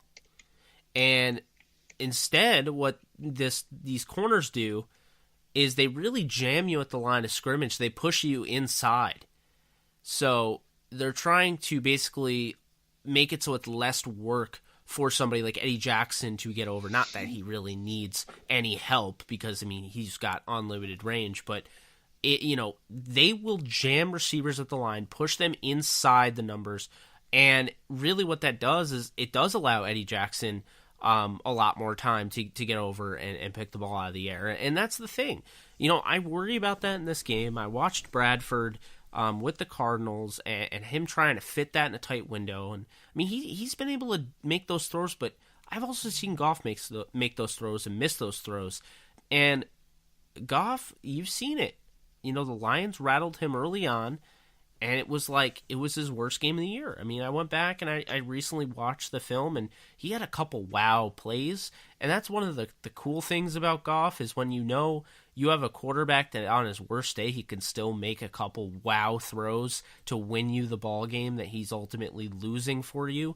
That's pretty big because not everyone does that. But Jared needs to be careful because in this game, I mean, you're talking Kyle Fuller 6 interceptions. You're talking Eddie Jackson 4 interceptions. You're talking Bryce Callahan and Prince Amukamara, guys that, I mean, this is a very talented secondary, and then Adrian Amos. So I think really the key here is the secondary. And that's, again, that's not even including, the fact that Roquan Smith and, that matchup with Gerald Everett, I think is going to be must watch. And, Andrew Whitworth, can he hold up Khalil Mack? I mean, that's going to be vital as well. And Akeem Hicks, I mean, is he going to completely alter the run game with Eddie Goldman and Jonathan Bullard? See, I don't know, but, I mean, they have a lot of talent. Danny Trevathan, I mean, Wade knows him very well. He won a Super Bowl with him,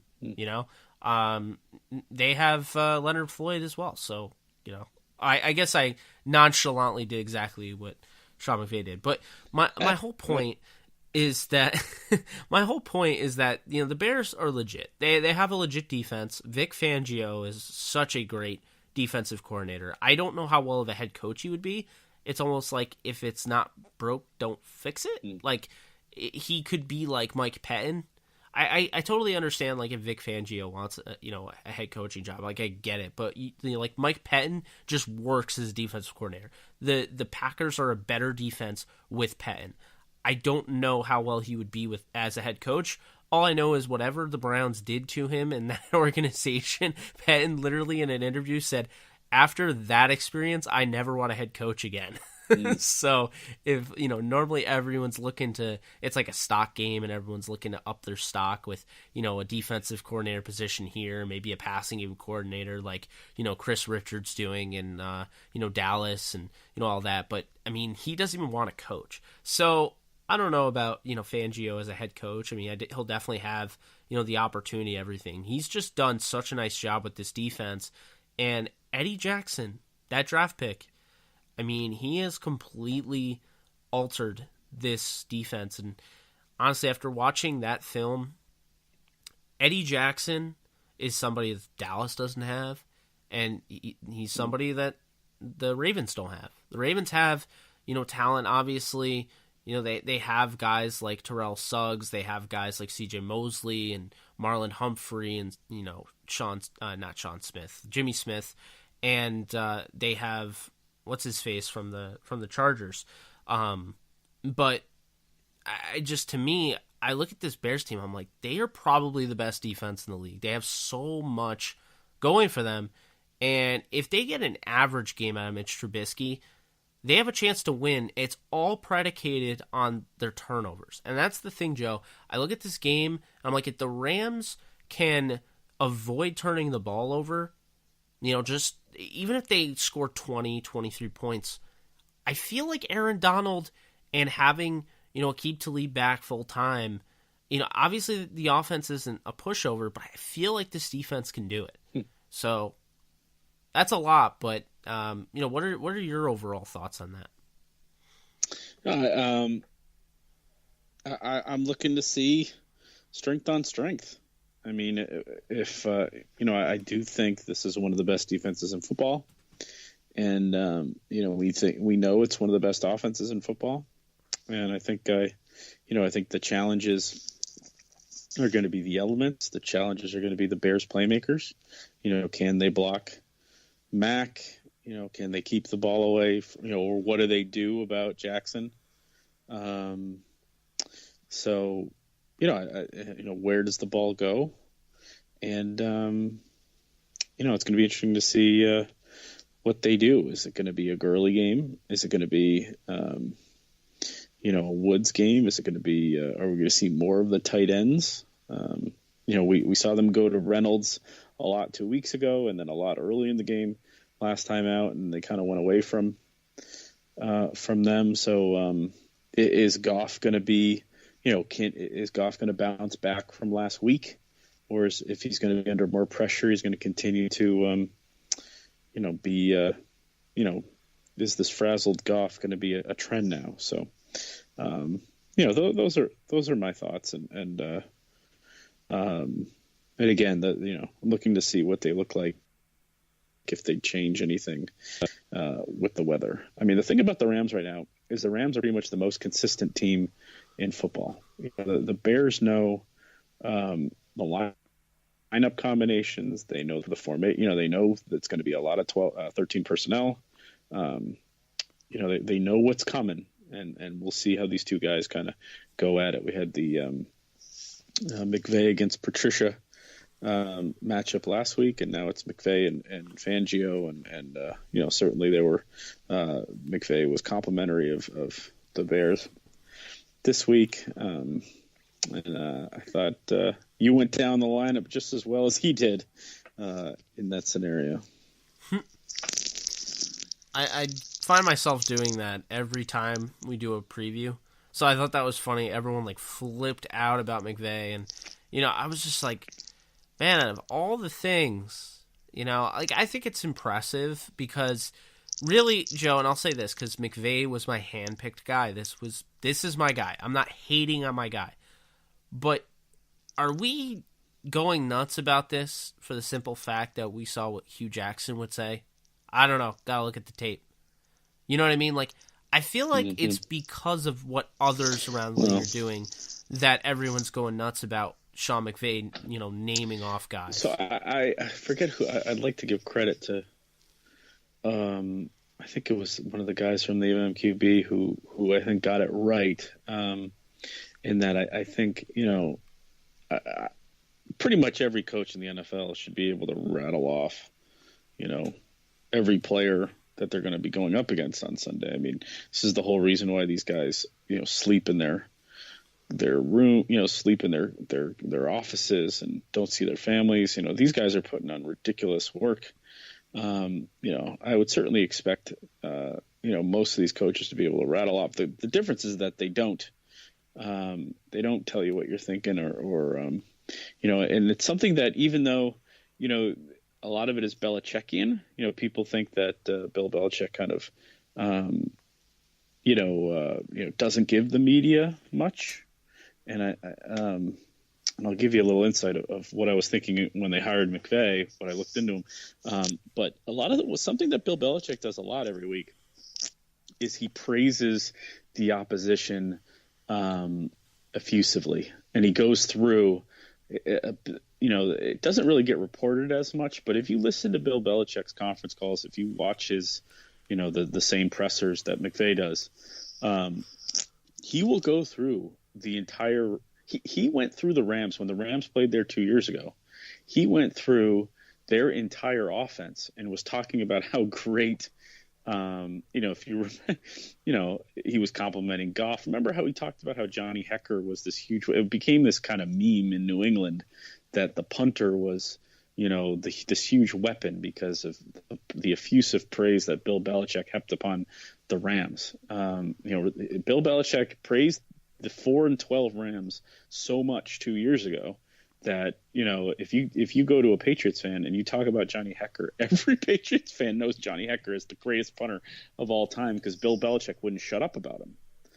And so that's kind of I do remember that's kind that. of like, part of what McVay's doing there is he's praising all of them so that he's not, tipping his hand. Did you see the comments? I mean, on the original video, it was funny because he mentioned Aaron Lynch, and he said, "Yeah, Aaron Lynch has played some really good football," and I think it was Mike Renner of PFF, and he's like, "Here's a fact that Sean McVay doesn't watch film because Aaron Lynch has never played good football." Yeah, exactly. So, I think part of that is that people are excited because they see him. Mentioning everybody, and you have this kind of but you have this kind of reputation of football coaches giving the media nothing. And when he was hired from Washington, I looked at some, McVay's reputation. I was trying to figure out what kind of coach we'd get. Obviously, we hadn't heard a ton about him, and I went through some of his press conferences in Washington, and I was afraid that he was going to be one of those guys that didn't give you a lot. But one way in which Coach McVay and Belichick are pretty similar is that if you give them, kind of a thoughtful question and you hit on something that interests them, they'll go on and on and on and give you some really insightful stuff. And so I think part of the reason why it's worth reading through a lot of those transcripts that you get from the Rams every day is because, a couple times a week, you're going to learn something about football because McVay's going to, Rich or Vinny or Gary and Lindsay are going to ask a question that's going to hit, and he's going to give you an answer that you weren't expecting, and you're going to learn something. And then you ask about the team they're going to play. He's going to run through the team and compliment every guy, and so there's no bulletin board material. And I think that's one thing that Bill Belichick does that not a lot of people give him credit for is that he overpraises as much as anybody, even though he's got like a sour demeanor and people think he doesn't, give a lot to the press. He certainly gives the visiting media a lot on those conference calls. Yeah. Have you ever, did you see the Breeze interview with, I think his name was Scoops Callahan? No, his name? Who names their kid Scoops? No, oh my god! He's this old 19. No, it's kind of like a joke, but it's his shtick. So he's been doing it for he's been doing it for a while. Because Peyton Manning, he got Peyton Manning to crack up. Tom Brady's like, who the hell is this guy? They were showing this. I gotta send you the video. But it was this guy, and he talks like it's 40s reporting. 1940s sports he reporting. pretends like he's an old so reporter. He says so he sounds weird. He uses words that died in the 50s. So it's actually really fun. Yeah, Scoops Callahan, and there's so the this question was, champ on the sunny side, despite tonight not being the Berries, you have to believe that your Crescent City Buckmen are all set to make a great run at another ice-covered Roscoe, just like the Bulldog boys from Canton Town. Hello, sir. Champ, on the sunny side, despite tonight not being the Berries. Okay, I'm gonna stop. Yeah, okay, I found it. Good job. So what you're saying is Scoops Callahan is not his real name. I'm saying he's the GOAT. You have competition now, officially. I yield to Scoops Callahan. I don't think I can come up. I don't want to refer to anything as the berries. It's so funny because like Drew Brees is such a nice guy. Like he's so humble and everything, and he tries to answer the question. He's like, "Sorry, what?" Like, it just. Oh my god! And then I'll send you the video. Like down the road, like after this podcast, I have to send you. There's this video. I'll post it on social media, guys, so you guys can check it out. But it's this ultimate Scoops Callahan compilation, and it has him like talking to like Tom Brady, Peyton Manning, Brett Favre, like Bill Belichick, and he's always there because he's this like famous guy in Dallas. So like I heard him the other night. He was at the Mavericks presser, and like what's your boy Luka was trying to talk. And he was like, champ, and he always starts off with champ. And, like, Luka just looked at him and was like, dude, who are you? Yeah. There's, I found your compilation, and the screenshot of it is David Beckham. So I wonder what David Beckham made of him. Yeah, he's got at Scoops Callahan. Yeah, he's the man. So shout out to Scoops Callahan. We all need a shtick. Yeah, Joe's is Derek Juice and and put it on their tab. Nice. Those are your things that you'll live by. So yeah, we talked about Whitworth Mack. We talked about Roquan and Gerald. I really think that's the most underrated matchup of them all. Because Roquan is just an unbelievable talent, so athletic. They have a stud at all three levels, huh? Oof. They really do. And, Gerald my is boy Akeem. Turning into one of the better. I like Akeem Hicks, too. Yeah, maybe. They may be the best. Oh, yeah, of course you like Hakeem Hicks. They just traded for him. Yeah, so, they've got... He ran for a touchdown last week. I wonder if they try that again. If they look at the film and they're like, well, the Rams can't stop offensive linemen, so there's no way they're going to stop Hakeem Hicks. Yeah. Oh, I guess that's not a defensive touchdown, huh? But the Rams had 2 defenders score touchdowns last week, so very productive. That's good because, their quarterback's not very productive, so. Oh, my God. I think another interesting matchup. See, Donald goes up against a solid center and a bad guard, or a good center, or bad center and a good guard, and you could see it. Last week it was Glasgow and Ragnow, and Ragnow I thought did a decent job. I mean, he was trying not to hold Donald. Glasgow was just like, you're not going to call it. I'm just going to keep holding him. This week it's interesting because I really like Cody Whitehair. Former Kansas State do-it-all offensive lineman. I think he played every position in college. And James Daniels, I believe he's from Iowa. He's a first-round pick.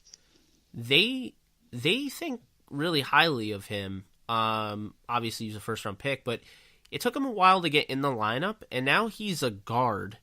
Because originally he was one of the top centers. He's the highest pick center, I believe.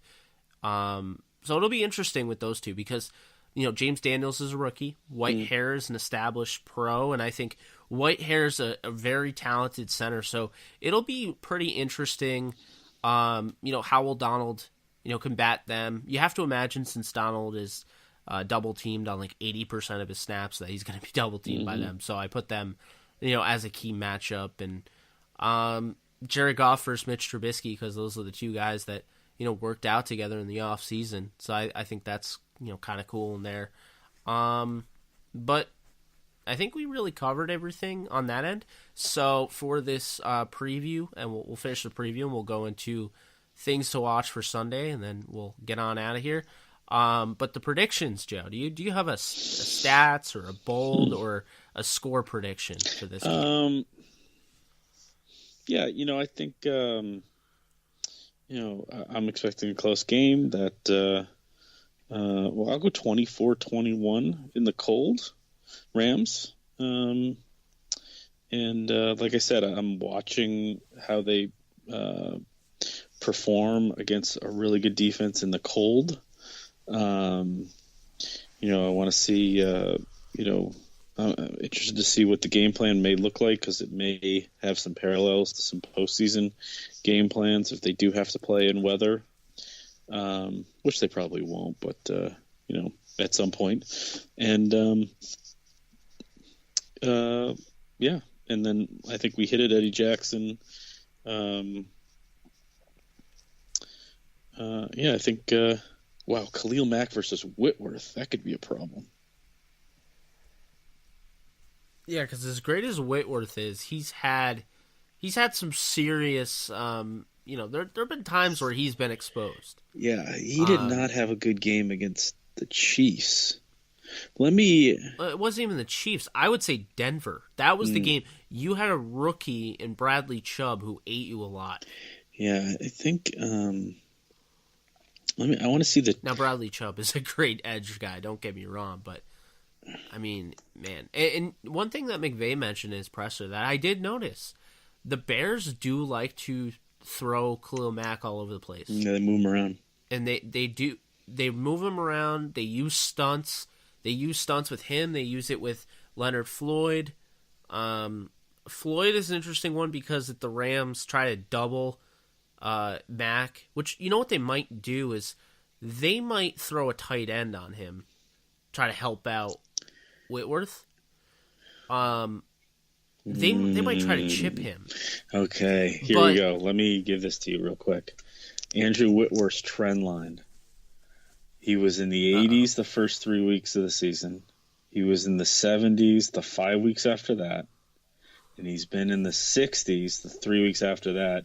His Pro Football Focus grade against the Chiefs was a 59. It was the lowest of the year. Probably, I'd have to look, but I would assume the lowest in Los Angeles. And a lot of that is the run blocking. So he's holding strong. Pass blocking has been consistently, low 80s, mid 70s. His run blocking grades have bottomed out. And the trend line is... That's not really something you're noticing, though. Yeah. You know what I mean? Like, yeah. I feel, the thing that you can fall into a trap if you just go off of PFF, right, because it is still human-based. It is still opinion-based.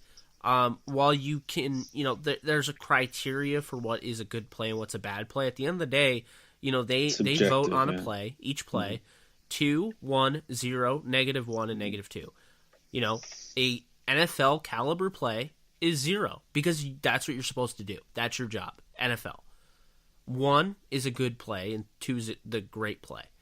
-1 is considered a bad play and -2 is an awful play. So, I think if Todd Gurley is still running wild and Andrew Whitworth is struggling, but you can't really, it's not really paying off. Like, the thing I worry about is if Whitworth, really gets mauled by Khalil Mack. See, that's why I would honestly throw Tyler Higbee over there and try to help him out. Or I would even start, if they move, Mack over to Havenstein's side, I'm throwing Tyler Higbee there. Like, I would not even take chances. I would throw Higbee on him and just chip him the whole night because, you'd rather be safe than sorry. And the Rams are fully capable of running their offense by having, Higbee stay back as a blocker. It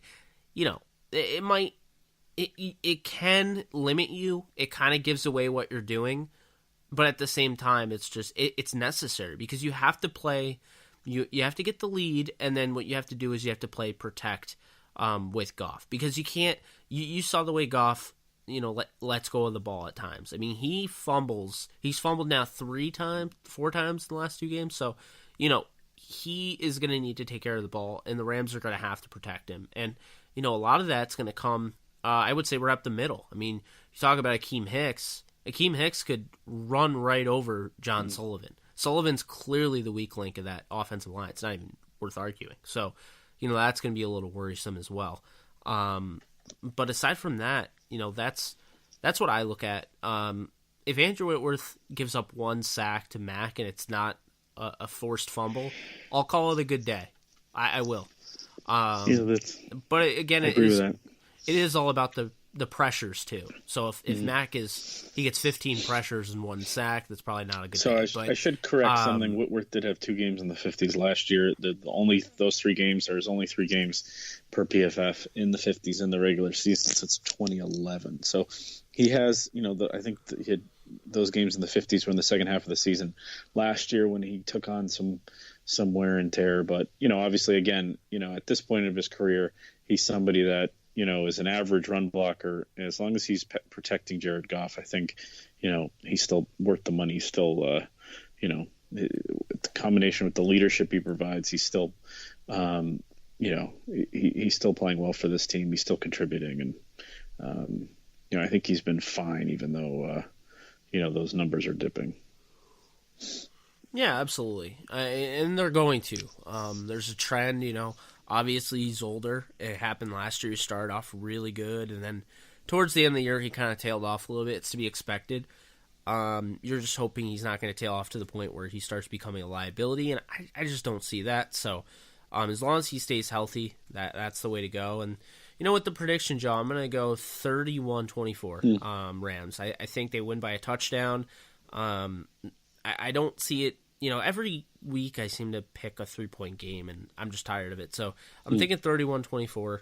I'm thinking the Rams go up 2 scores, and Trubisky gets a kind of a garbage time touchdown at the end.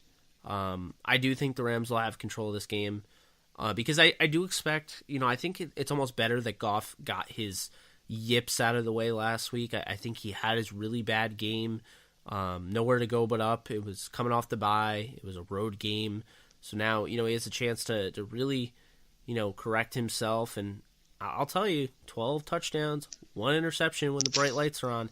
That's a pretty good little line there. And he's got 2 back-to-back primetime games. So, the Rams are in pretty good shape. And also, the Rams are undefeated when Aaron Donald gets a sack. So all Aaron Donald has to do is hit Trubisky and bring him down to the turf, and the Rams win. That's by the stat. So I think it'll be 31-24, and Rams get the W, and I think you'll see some impressive play out of Gerald Everett. I do think he will get the better of Roquan Smith. I think Gerald Everett is starting to really come on. Last week, Goff missed 2 huge throws to Everett.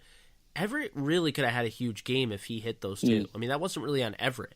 So, I look at that. I mean, he probably left 60, 70 yards on the field last week for Everett. I think this week he hits them. And, biggest thing is, who's your security blanket, aside from when you have a guy like, Robert Woods? Who's your security blanket? Young quarterback on the road, cold weather, tight end, big body.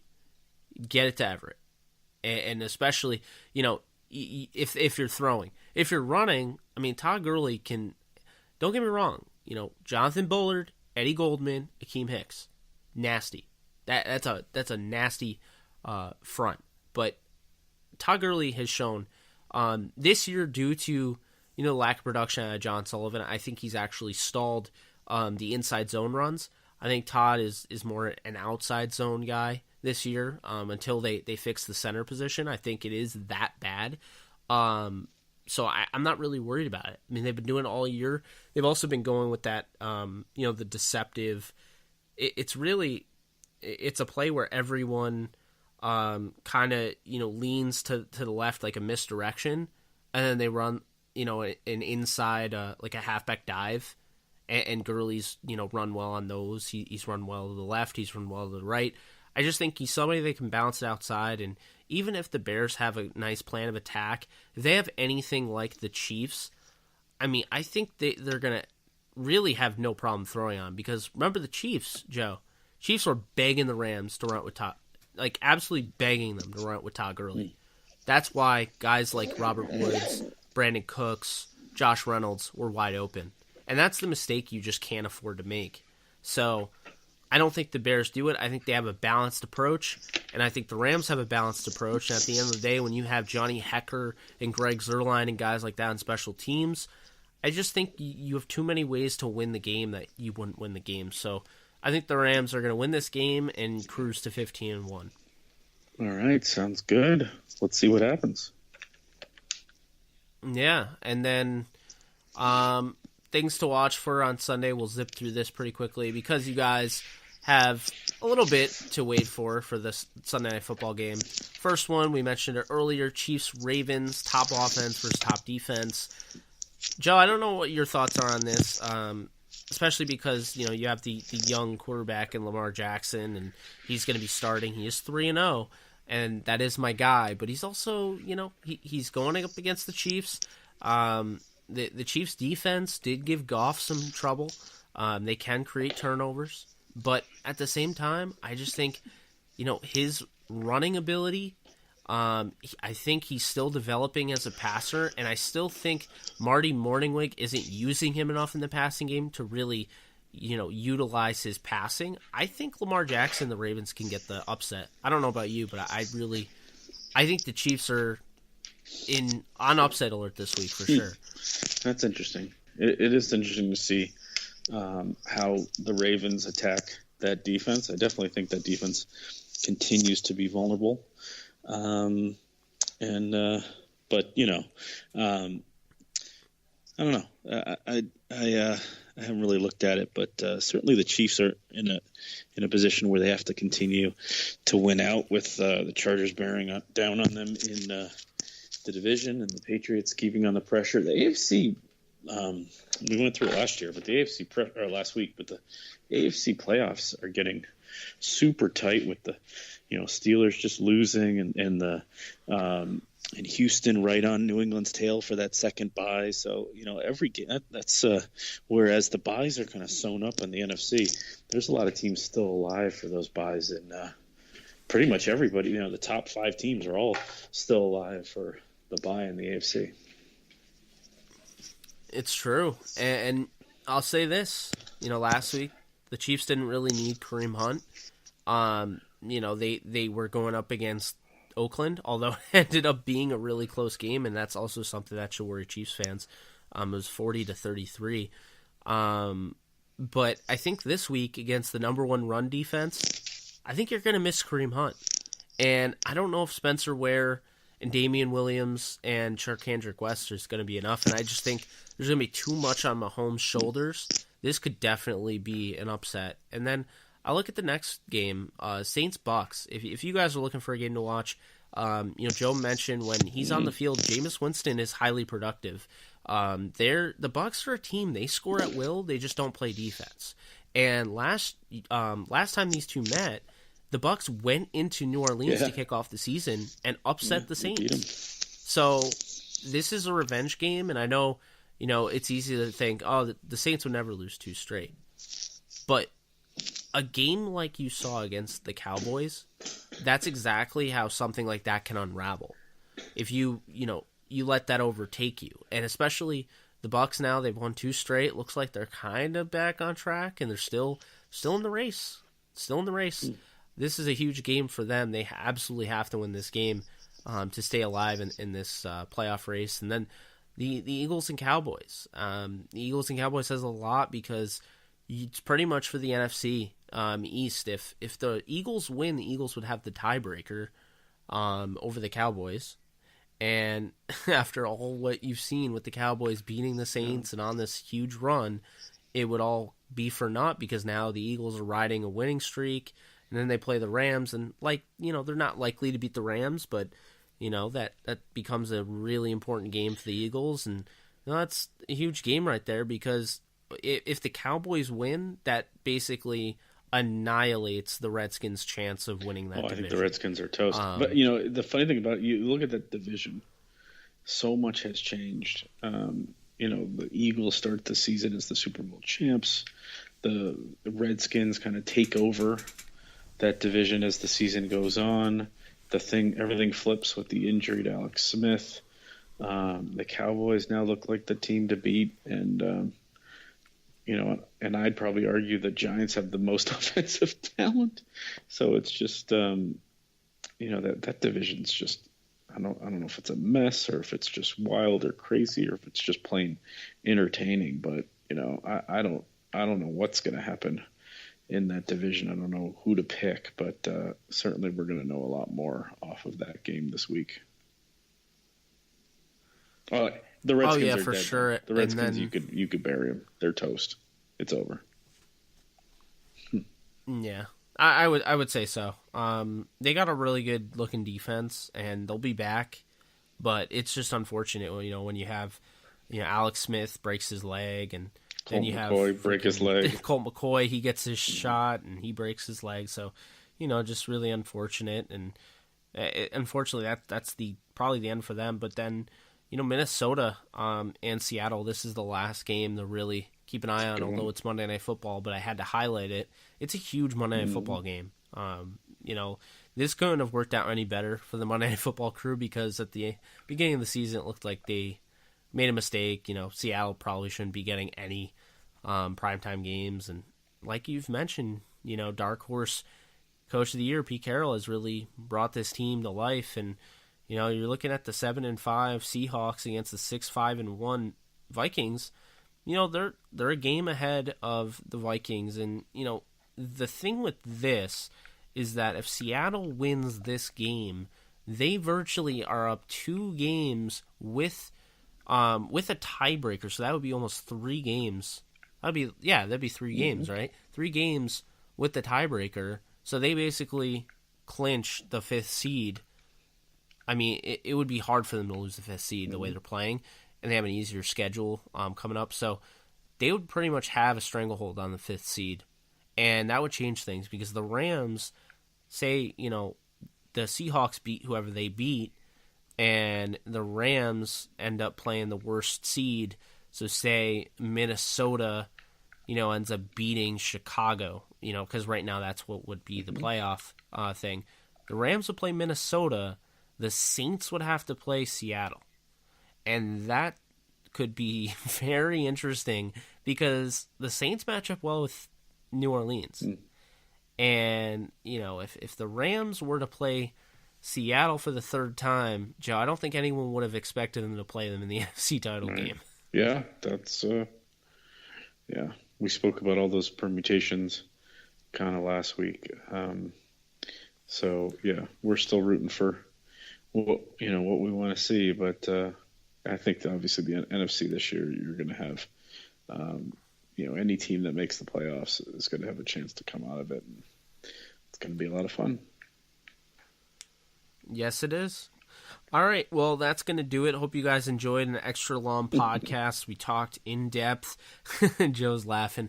We talked in depth about the MVP, Sean McVay, all the player news. We broke down the Rams and Bears preview, and we talked a little bit about the NFL, since you guys do still complain about this being a little too Ram-centric. So there you go. A little flavor in there for you guys. Hope you guys enjoyed. We'll be back, hopefully, with a Rams victory podcast.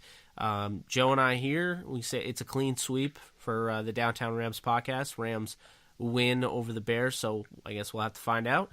Once again, Jake Ellenbogen, he's Joe Curley, and we're signing off. Until next time, episode 141 awaits. Peace.